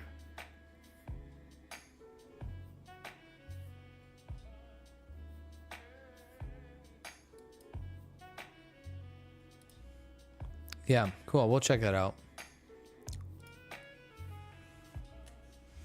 Okay, I think this is the time. Unfortunately, Orion, we must say goodbye. Looking really good on the guiding, really good on the star shapes. Yeah, okay, I'll check that out, Bill. Thanks. Yeah. All right. Well, let's see. Yeah, you know, let's just stop this. We got this sky globe. It's looking ugly, but you know, mount's performing well. Scope is performing well. That's what I'm mostly concerned with for tonight. I'll take a screenshot of the live stack to share that. And then we'll shut this down. And let's just move on to the. I need to stop guiding. Actually, I think it would, I don't have to manually stop guiding. I think it would just do it on its own. I will just delete M42 from the sequence, and we'll just run Christmas tree cluster. And I'm going to have to go outside and rotate the camera. So I'll pop outside real quick. You guys can watch me do that.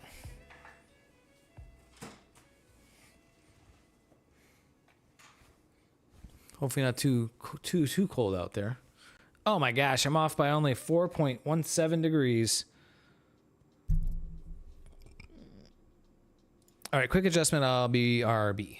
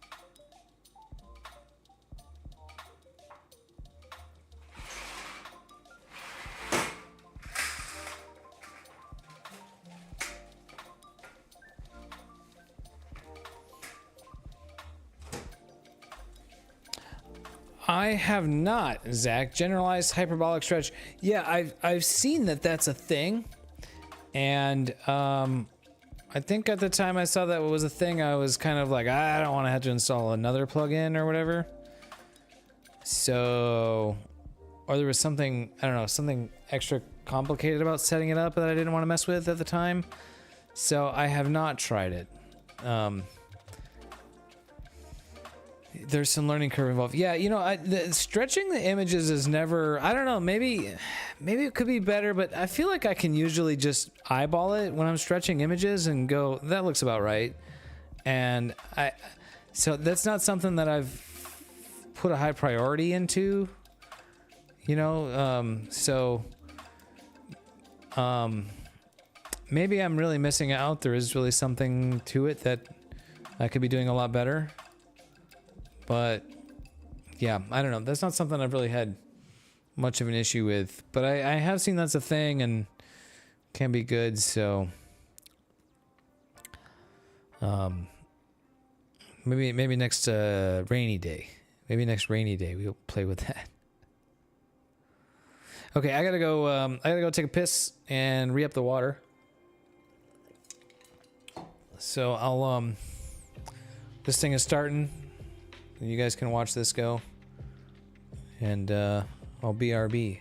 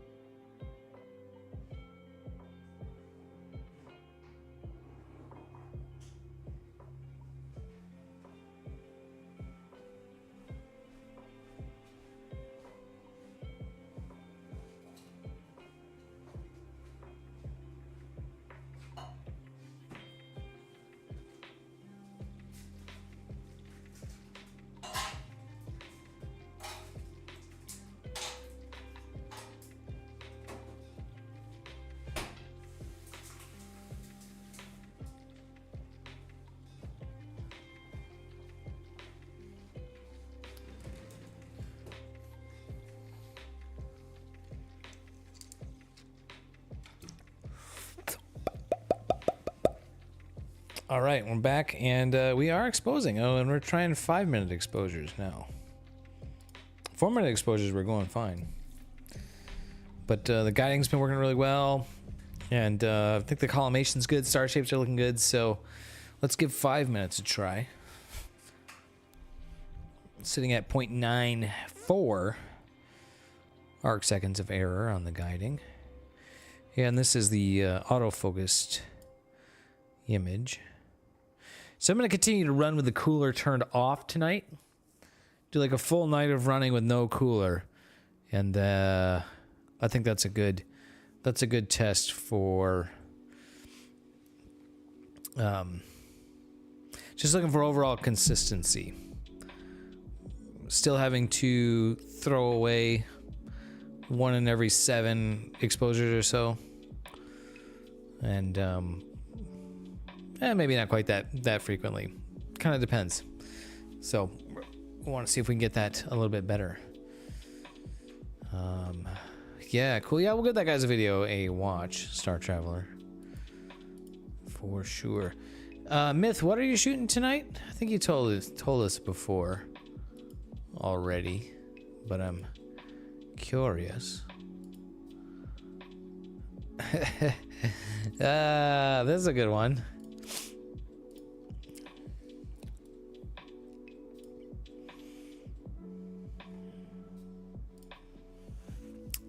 Myth shared this on the Discord. Hi, is that a telescope planning some astronomy? Are you like the nosy neighbor or something? You know, hey, what's that you got? Yeah. Jellyfish, yeah, that's right.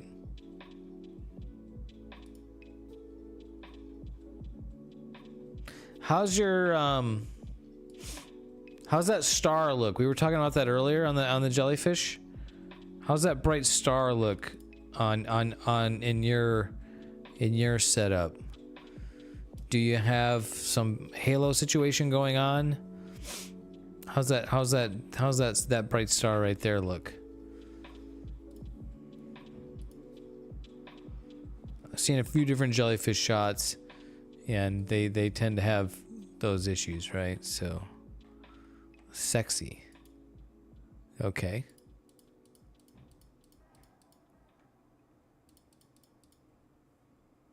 Oh, that was the old stuff.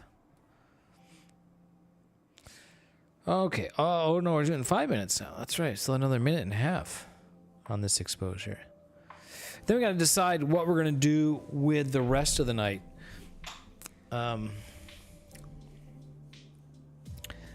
Did I have any issue with pinched optics? No. No, not with this telescope. I have in the past, Bill. I have in the past. This telescope's mirror is glued. The primary mirror is glued to the mirror cell using silicone. And in my experience with the small mirror, this 4.5 inches, that's fine. When I built my 6-inch telescope, I did the same thing. This was like a year ago when I built that telescope, and that was when I learned what pinched optics were. That's when I learned about pinched optics. Because my stars, like, you pull it into focus and the stars turn to little triangles instead of circles. Very, very weird phenomenon. And the diffraction spikes have these like triangular diffraction spikes. They don't converge on a single point. So that's why I learned what pinch optics were. But did not have a problem with that with this telescope, fortunately. And I got the first 5-minute exposure in. The stars look pretty round. Well, maybe there's a little bit of a tail there. The first one's always not that great, right? So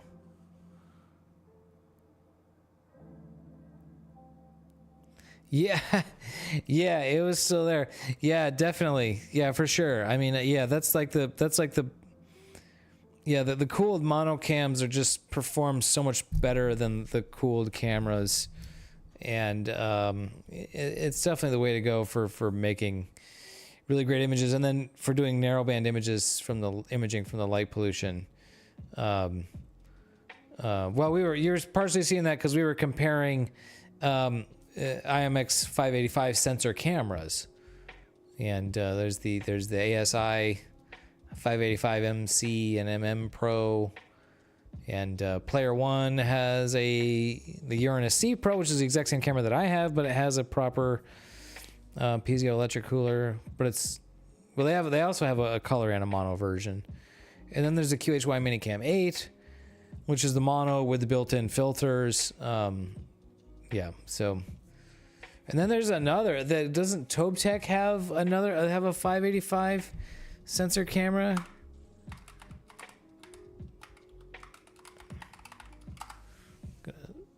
TobeTech? Wow, their website is a thing. DSO cooled camera. 585.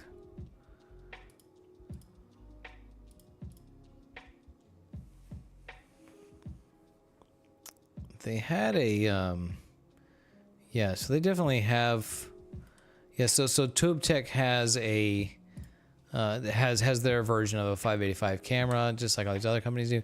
They had like a bundle deal with this thing with filters and stuff, clearly looking to like compete with the QHY Minicam.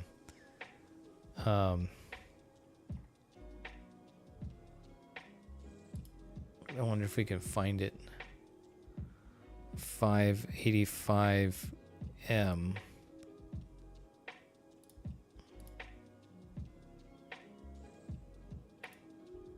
Yeah, okay. Yeah, so $929. The TubeTech Astro 585M camera. So it's an IMX 585 sensor with a set of filters and the filter wheel. LRGB SHO filters, yeah.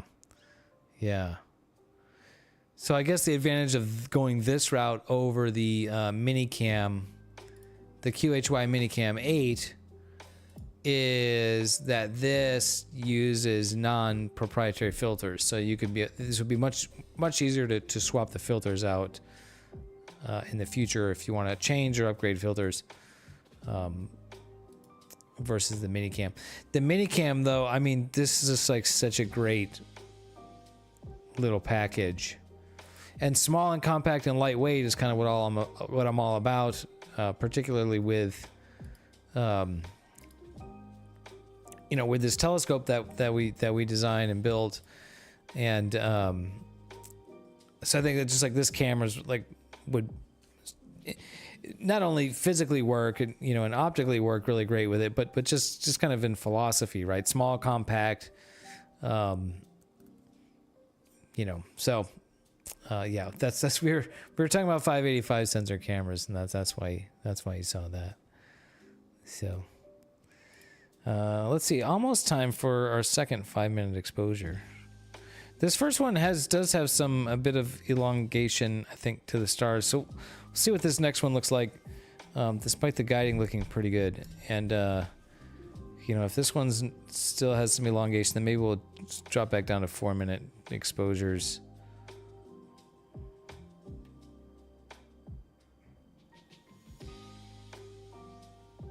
Okay, that's improved a bit, maybe.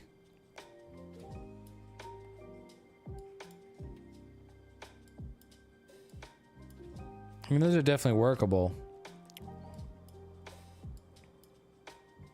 Jose, what's up? The UFO Galaxy. Okay. UFO Galaxy. Where's that one? Which one is the UFO Galaxy? We're kind of looking at what we're gonna image next here, because we're gonna, this target is going to set soon. So let's take a look at UFO Galaxy. Does that...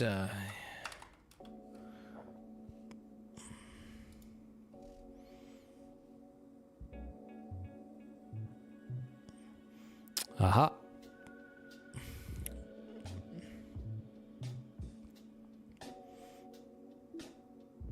Yeah, look at that. NGC 2683. Yeah, I'm. It's gonna be pretty small. Well, you know, not very spectacularly large in my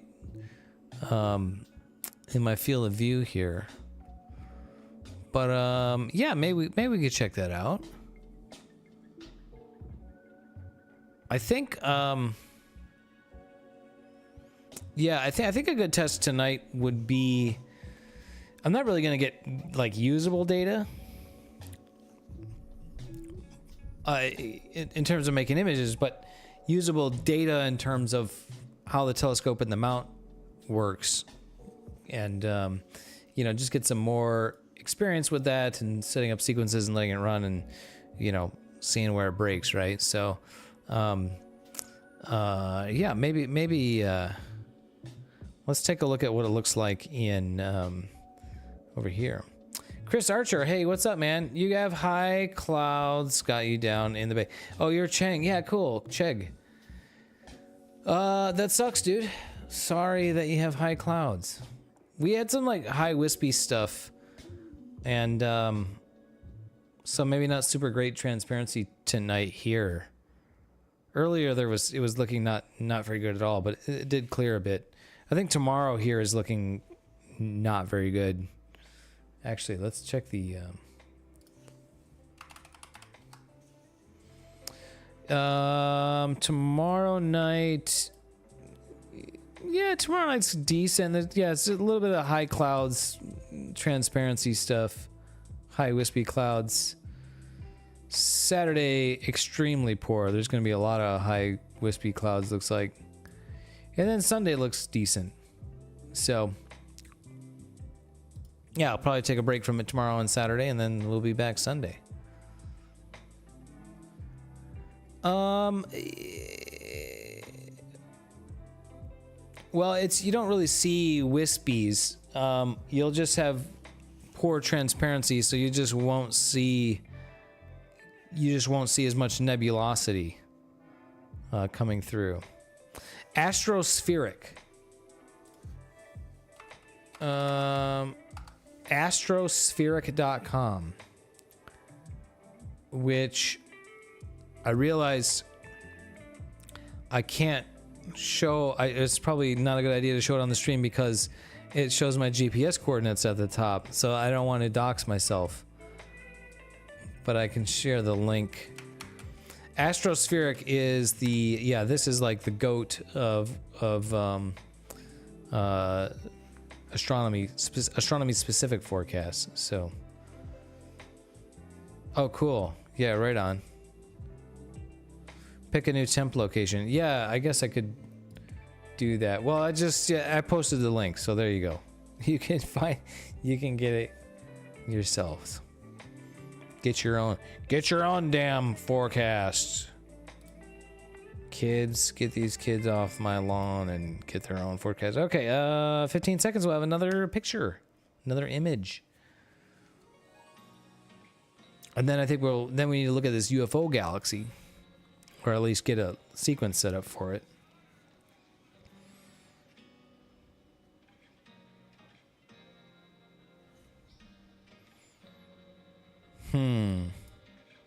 Yeah, well, I guess we're looking.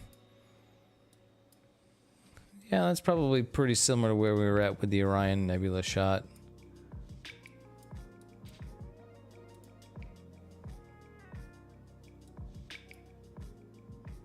Looks like a little bit of coma on the top right there.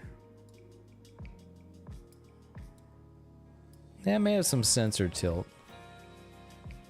A slight amount of sensor tilt.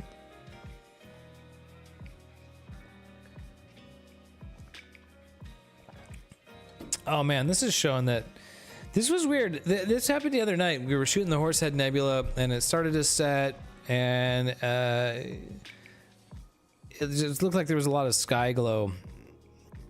You know, the gray look down here. And so we slew to another target, and it still looked like it was there, and then it went away. So I don't know if there's like, I'm actually gonna go poke my head out there real quick and take a look.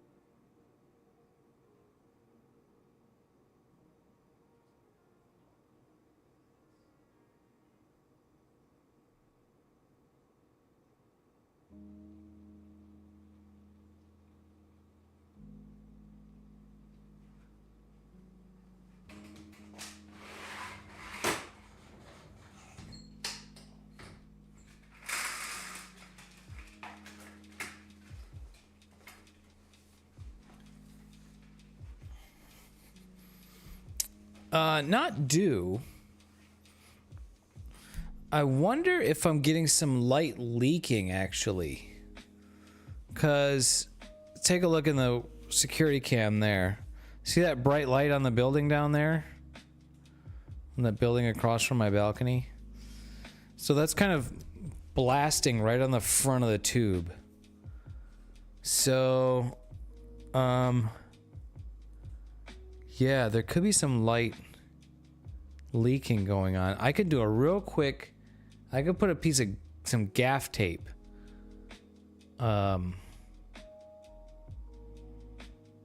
We wait 2 minutes for this next exposure to come in, and then I'm gonna go do that because I could have a little bit of a light leak.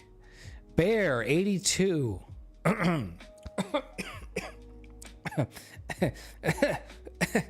Sorry, it had nothing to do with you. I don't know. There was like a weird phlegm moment or something. What's up, Bear 82? How are you? Good evening.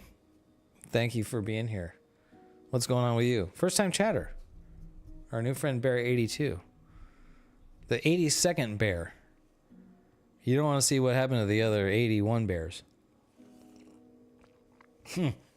I'm good. I just need some water. I'm good, man. Yeah. We've got the telescope out, and we're kind of troubleshooting a little bit of a light issue here. I'm thinking I might have a little bit of a light leak on the telescope that's causing this light gradient that you see in the sky here. So we're going to let this exposure finish in 1 minute, and then I'm going to go outside. I'm going to put some tape on it. A little gaff tape solution. Looks like a nice unit. Thank you. Yeah, so this telescope I designed and built, and the mount I designed and built. The tripod I did not build. But yeah, so, and not only that, it's an open source design, so if you want to build one, you can build one too. And the best way to find info on that would be !Discord. And I can post the links to my website, and it's on printables. Mostly a 3D printed telescope. We've got a couple other guys in the community that have built, one other guy that's built one and has been imaging with it, and a couple other guys that are building them. I don't think anybody else has gotten any images with them yet that I know of. So, you're up in your back up in printing. Get your nozzle unclogged. Too fancy for you. Well, you know, maybe someday. Okay, I'm gonna stop this sequence, and we're gonna go outside. I'll be outside. I'll be right back. I'm gonna put some gaff tape over some of the seams on the scope. See if maybe we've got a light leak going on.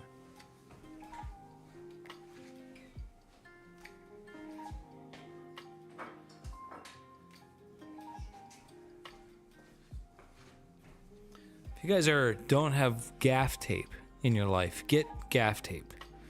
This stuff is great.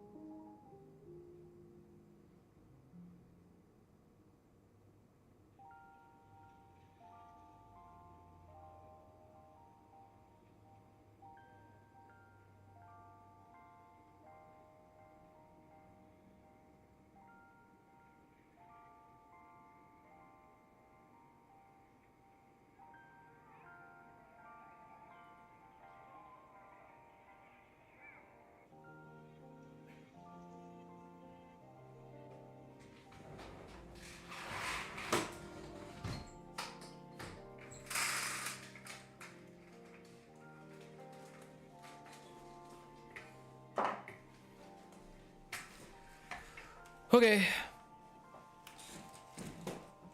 Well, we'll try that. There's like another light off to the right of the security cam image that does look like it's hitting the inside of the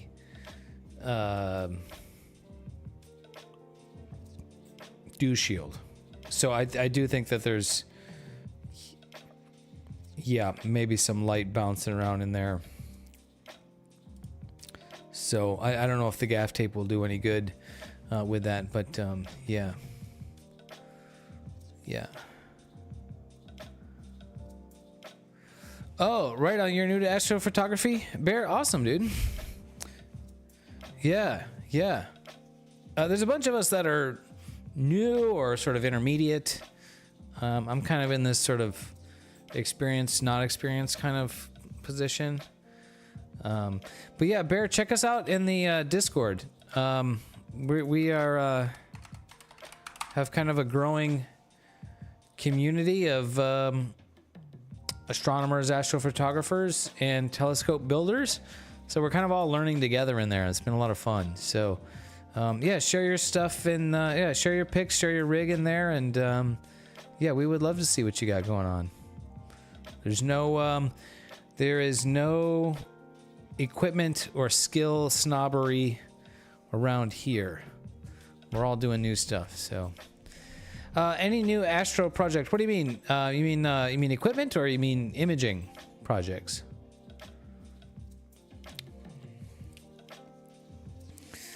Yeah, I don't have any new equipment projects. But equipment, yeah, the only thing that I have is the collimation camera.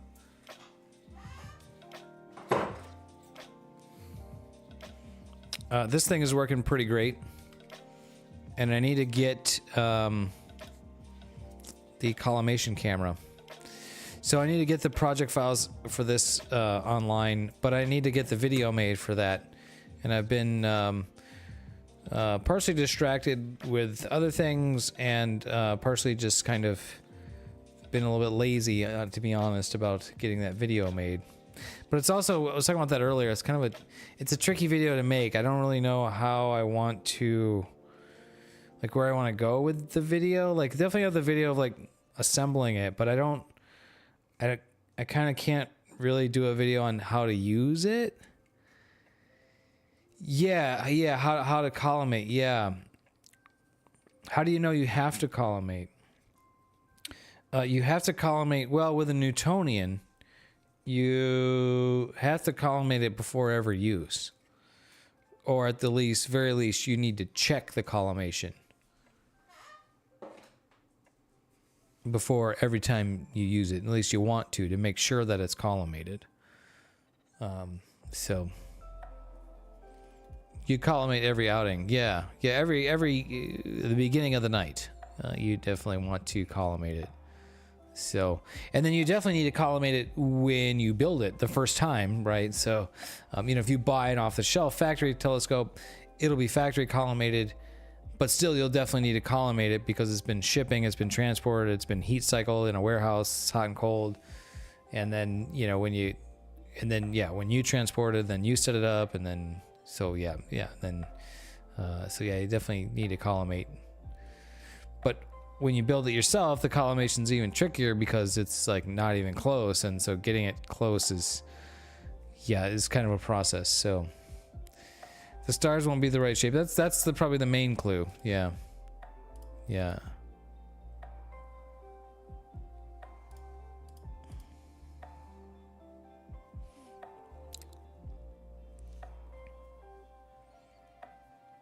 that's generally the main clue.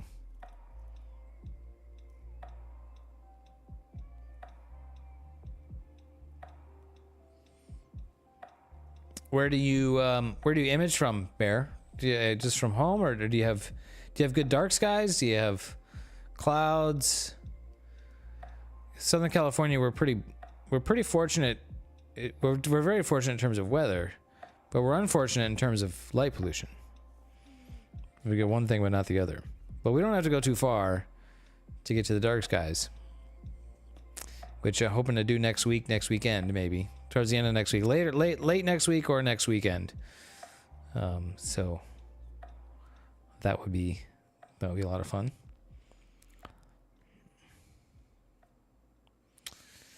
Yes, those things can also give odd-shaped stars. Yeah. Yep. All right, 10 seconds here, and we will have another image. After adding that tape, I'm going to think that that does nothing, because I think this is light bouncing from somewhere else. Yeah, if anything, it's like worse now.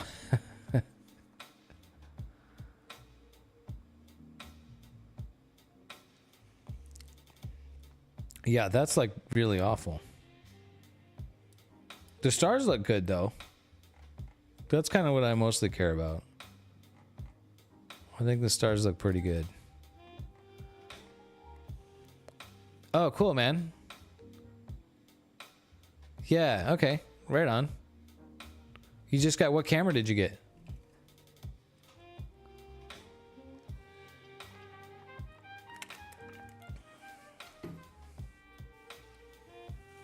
Yeah, for sure. For sure. And Myth, yeah, your situation with that bright star on the Jellyfish Nebula looks totally no problem at all.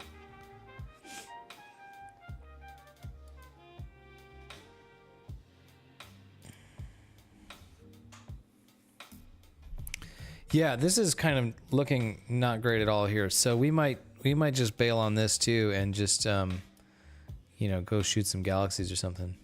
Oh wow, Border 4 is pretty good. Yeah, right on.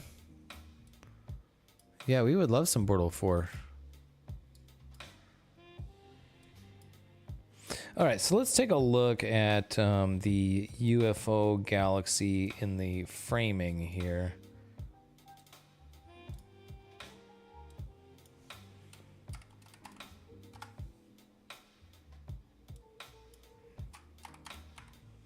NGC 2683.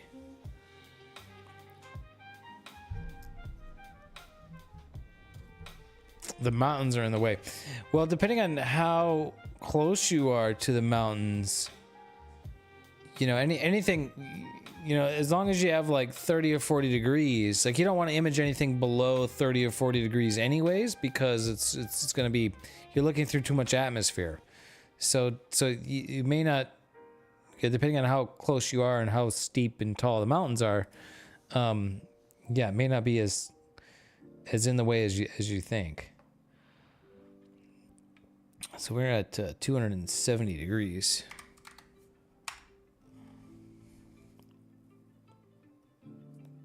You're too close to the mountain. Well, mountains are awesome, so. Okay, that's pretty good, Myth. Right on. Yeah. Okay, well, we'll add the UFO galaxy to the sequence.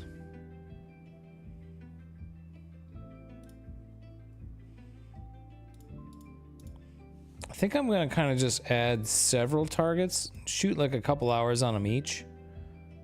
And then,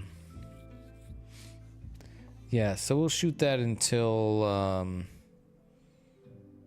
let's shoot that until 12:30. Loop until time, 0030. Yeah, so we'll do 5-minute exposures. So this is gonna be with this filter, so we'll get the HA. If there's HA in there, we'll get that. Oh, that's a bummer. Yeah, so even the planets. I have a decent view of the ecliptic from my balcony, but I have a tree, and then I have another tree, and then I have a building. So my view is quite limited also. Shoot bodes. Yeah, we'll probably shoot bodes. Maybe we'll shoot bodes a little bit later. Yeah. All right, let's go back to, oh yeah, 12:30. Ooh, sneezy time. Let's see. Okay, I want to get this view.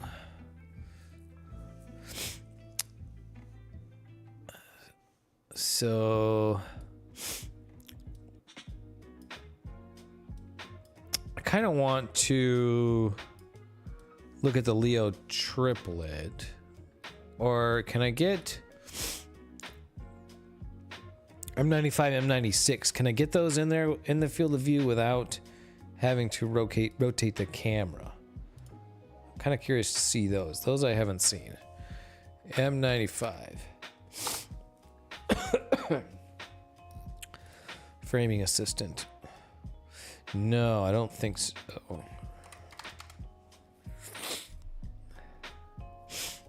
Yeah, not really the right framing. I'd have to rotate the camera to get those in there, and I don't want to have to do that. So we won't look at those. Let's look at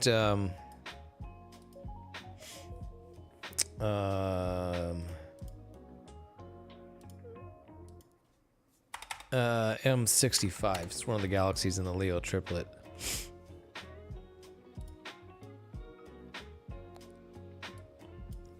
$270. Yeah, we can get these in here.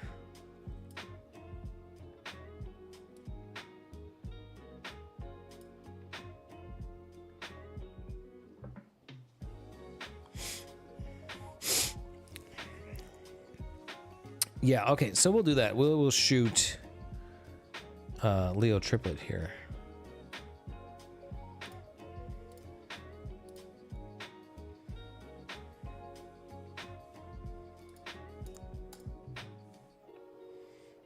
Maybe I'll just shoot this the rest of the night. Now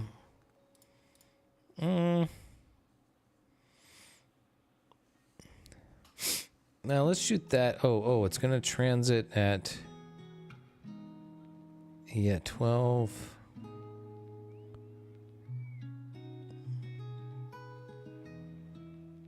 $12:40. Okay, all right. So I'm gonna shoot this UFO galaxy until 12:40. That way,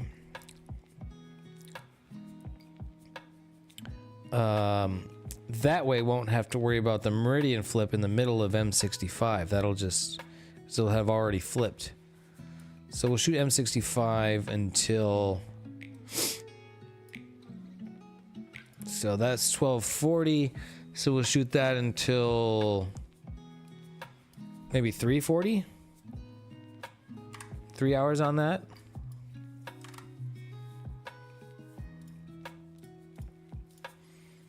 And then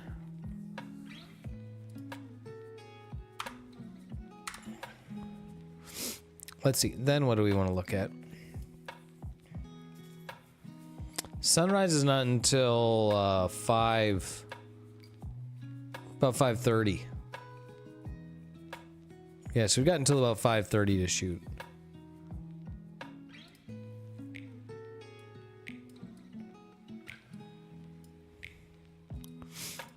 Oh man, I just start to get Vega through in between the trees at that time. But it's gonna come and go, so.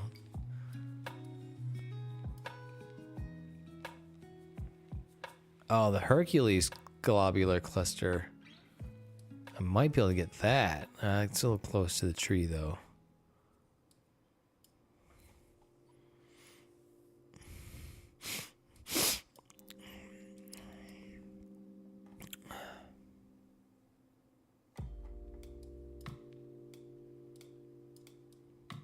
Yeah, I got Owl Nebula and Surfboard Galaxy. I shot that the other night, which is pretty cool.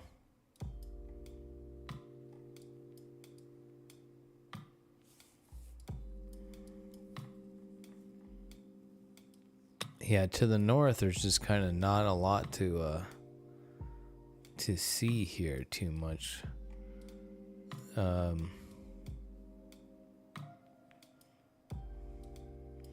Globular cluster M3. Let's see what that looks like in here. Whoops. Skyless M3.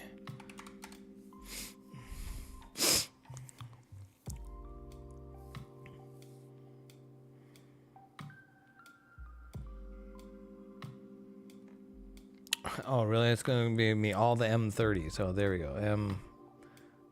M.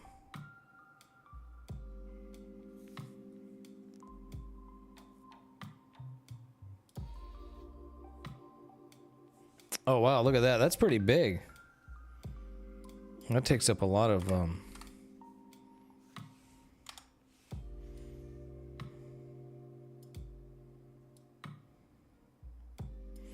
there's kind of a bright star in there too. That might be kind of fun.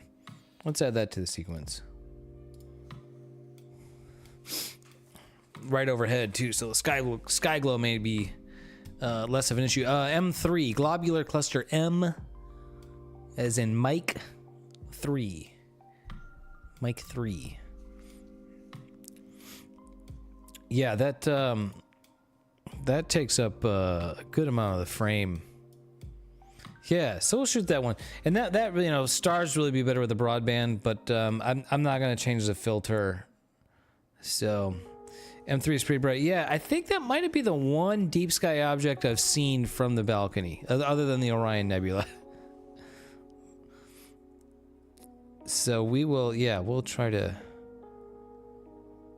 at F20. Oh wow, you're probably seeing lots of stars, huh?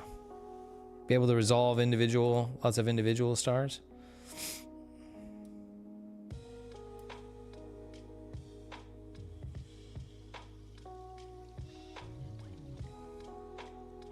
Oh yeah. Oh yeah, he says. All right, then we'll just shoot M3 in for the rest of the night. So we have a bunch of targets. 4,900 millimeters. That is a lot of millimeters.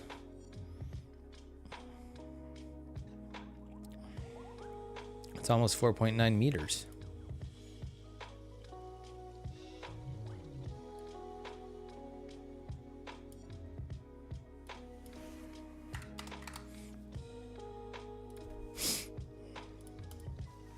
All right, so we're gonna have a bunch of targets here.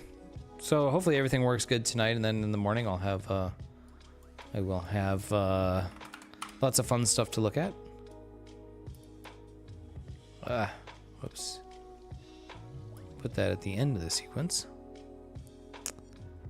Oh yeah. Yeah, what scope was, or was that your C11 with a Barlow? Do you have a C11 or a C9? Oh, you have a C9, right? 9.25 or whatever. Okay, so I got 4 objects. Well, Christmas tree cluster. Yeah, we might give up on that one.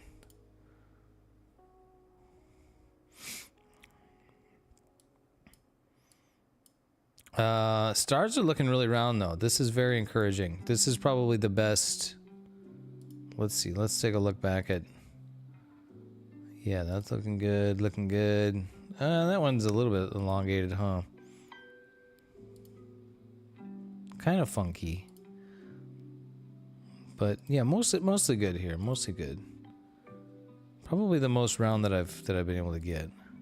Yeah, 9.25. So was that your 9.25 with a 2x Barlow to get to that focal ratio? Or that focal length? Yeah, yeah. Wow. That's crazy. Yeah, this Christmas tree cluster stuff is just kind of not gonna do anything here. I mean, this glow is really bad. Yeah, I don't think there's anything. I don't think I can get anything out of that.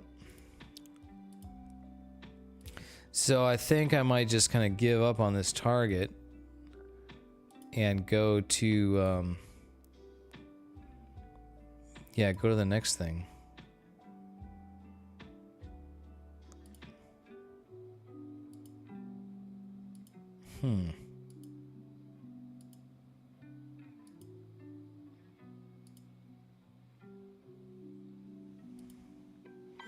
Well, we got less than a minute for one more exposure to come in. We'll take a look at that, and then we'll.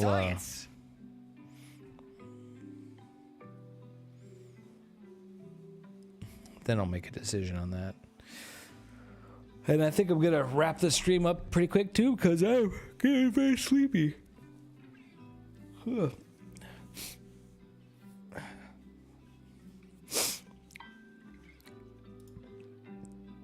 And look for a raid target. Oh man, there's nobody streaming tonight. Well, probably won't be raiding out then.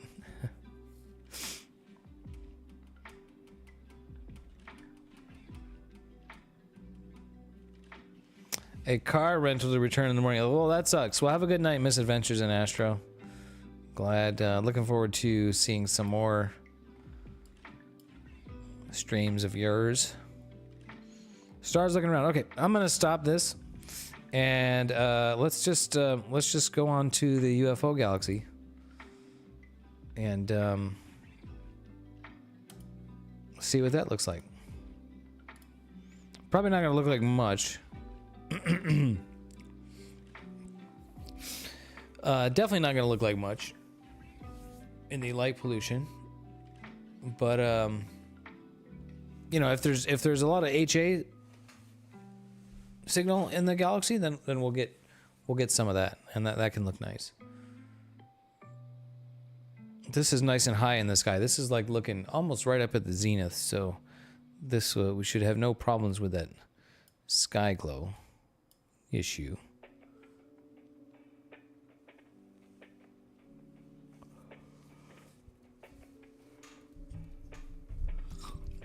Oh man, this plate solving and slewing automatically and plate solving and it correcting itself and getting it to the target is so immensely great. I used to have to like manually try to find targets, and man, NGC 2683.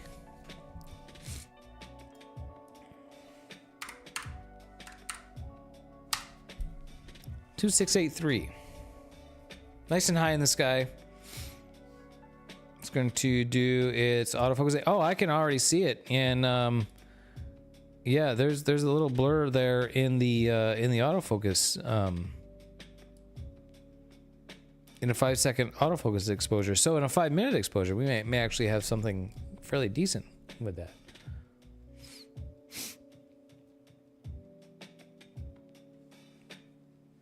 Oh, no, no worries. Well, hello, Mithridate's Astro's wife. I hope you're having a good evening too.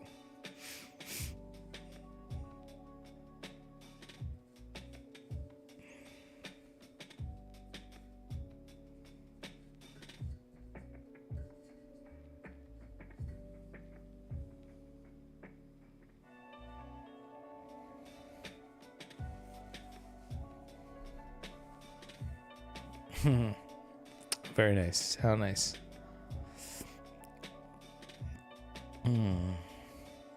But we're just watching the parabola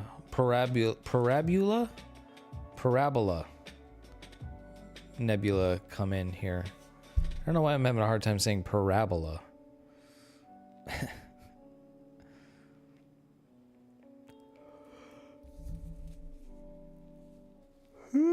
Yes. Very sleepy. I again didn't have any caffeine before this stream.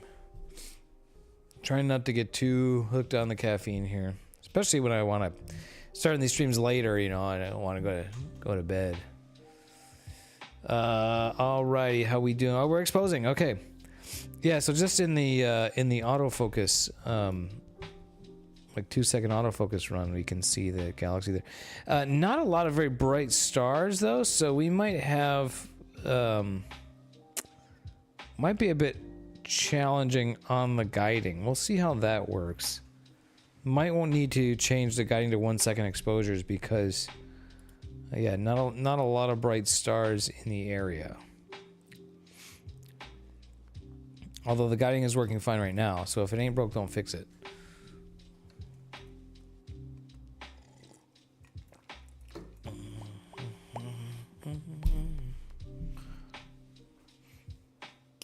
While that's coming in, let's double check the sequence here, make sure I set these things up right, because sometimes I look over things. Like the loop until time. That's right, we're gonna go till 12:40. A couple of hours on that. Then M65. Yeah, slew center, rotate, run autofocus. Actually, what I want to do is I want to change these to just slew and center instead of slew center rotate. In case the rotation angle is off like a little bit, I don't want it to stop and wait for me to rotate. I want it to just go. Shoot that till 340, and we'll do 5-minute exposures. And M3, again, we just want to slew and center, and it will turn delete slew center rotate. And then that's going to loop until 5:30 in the morning. And also shooting 5-minute exposures. And then we're going to park the scope. All right. Double checked and good to go on the sequence for the evening.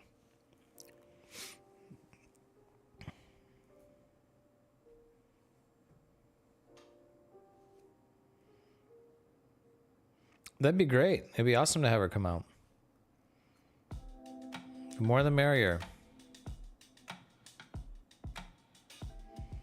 Hopefully at a time when we can go up to Grandview. Grandview is the special place. It's just so beautiful up there during the daytime and the nighttime. It's the best nighttime skies that we've seen, and I've seen. And during the daytime, it's so beautiful. It's such a beautiful drive. It's a long ways to go, but you know, like if you're gonna come out for something special, like that's the place to go. And there's, you know, there's campsites, proper campsites with tables, and there's trees for shade during the day, and yeah, and there's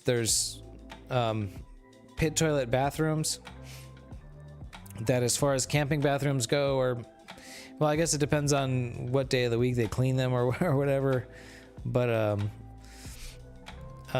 fairly decent, you know, bathroom facilities there. Yeah, that's really the place to come out for. You know, Panamint Valley, you know, I mean, I love it out there too. And but you know, it is kind of just the desert.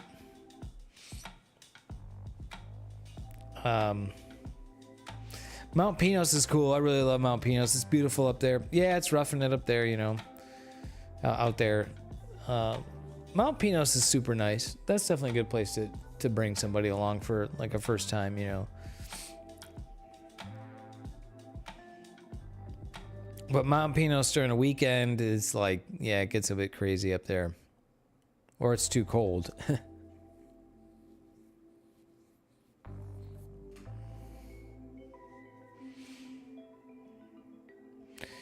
All right, what do we have here? About 30 seconds, and we will have an image.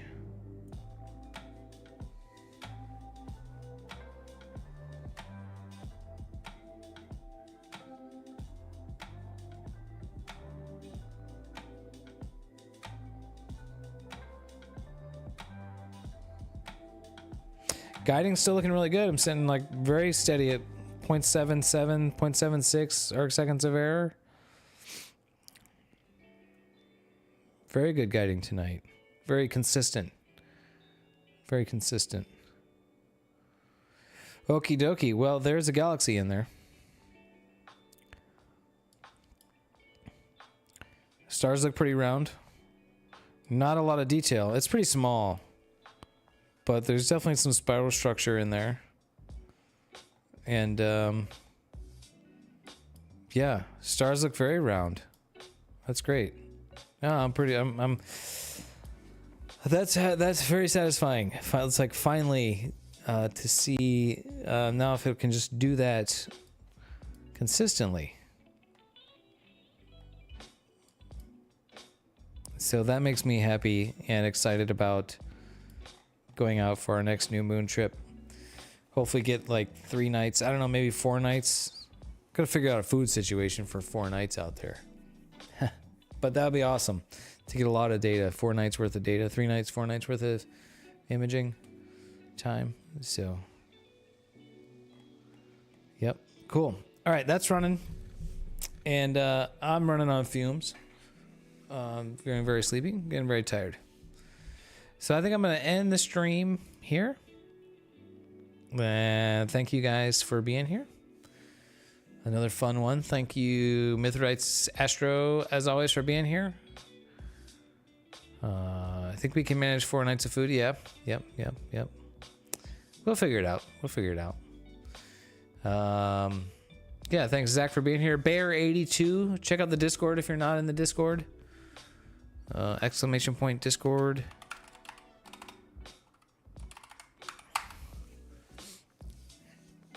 And, yeah, hopefully tomorrow I can work on this collimation camera project video. I need to get that done. Need to get that up. And I've been kind of slacking on the YouTube videos lately.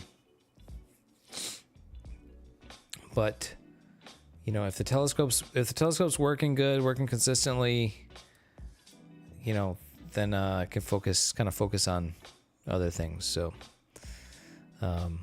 yeah. Okay, it's time for me to sign off. Good night to you guys, and I will see you, I don't know when, maybe Sunday night.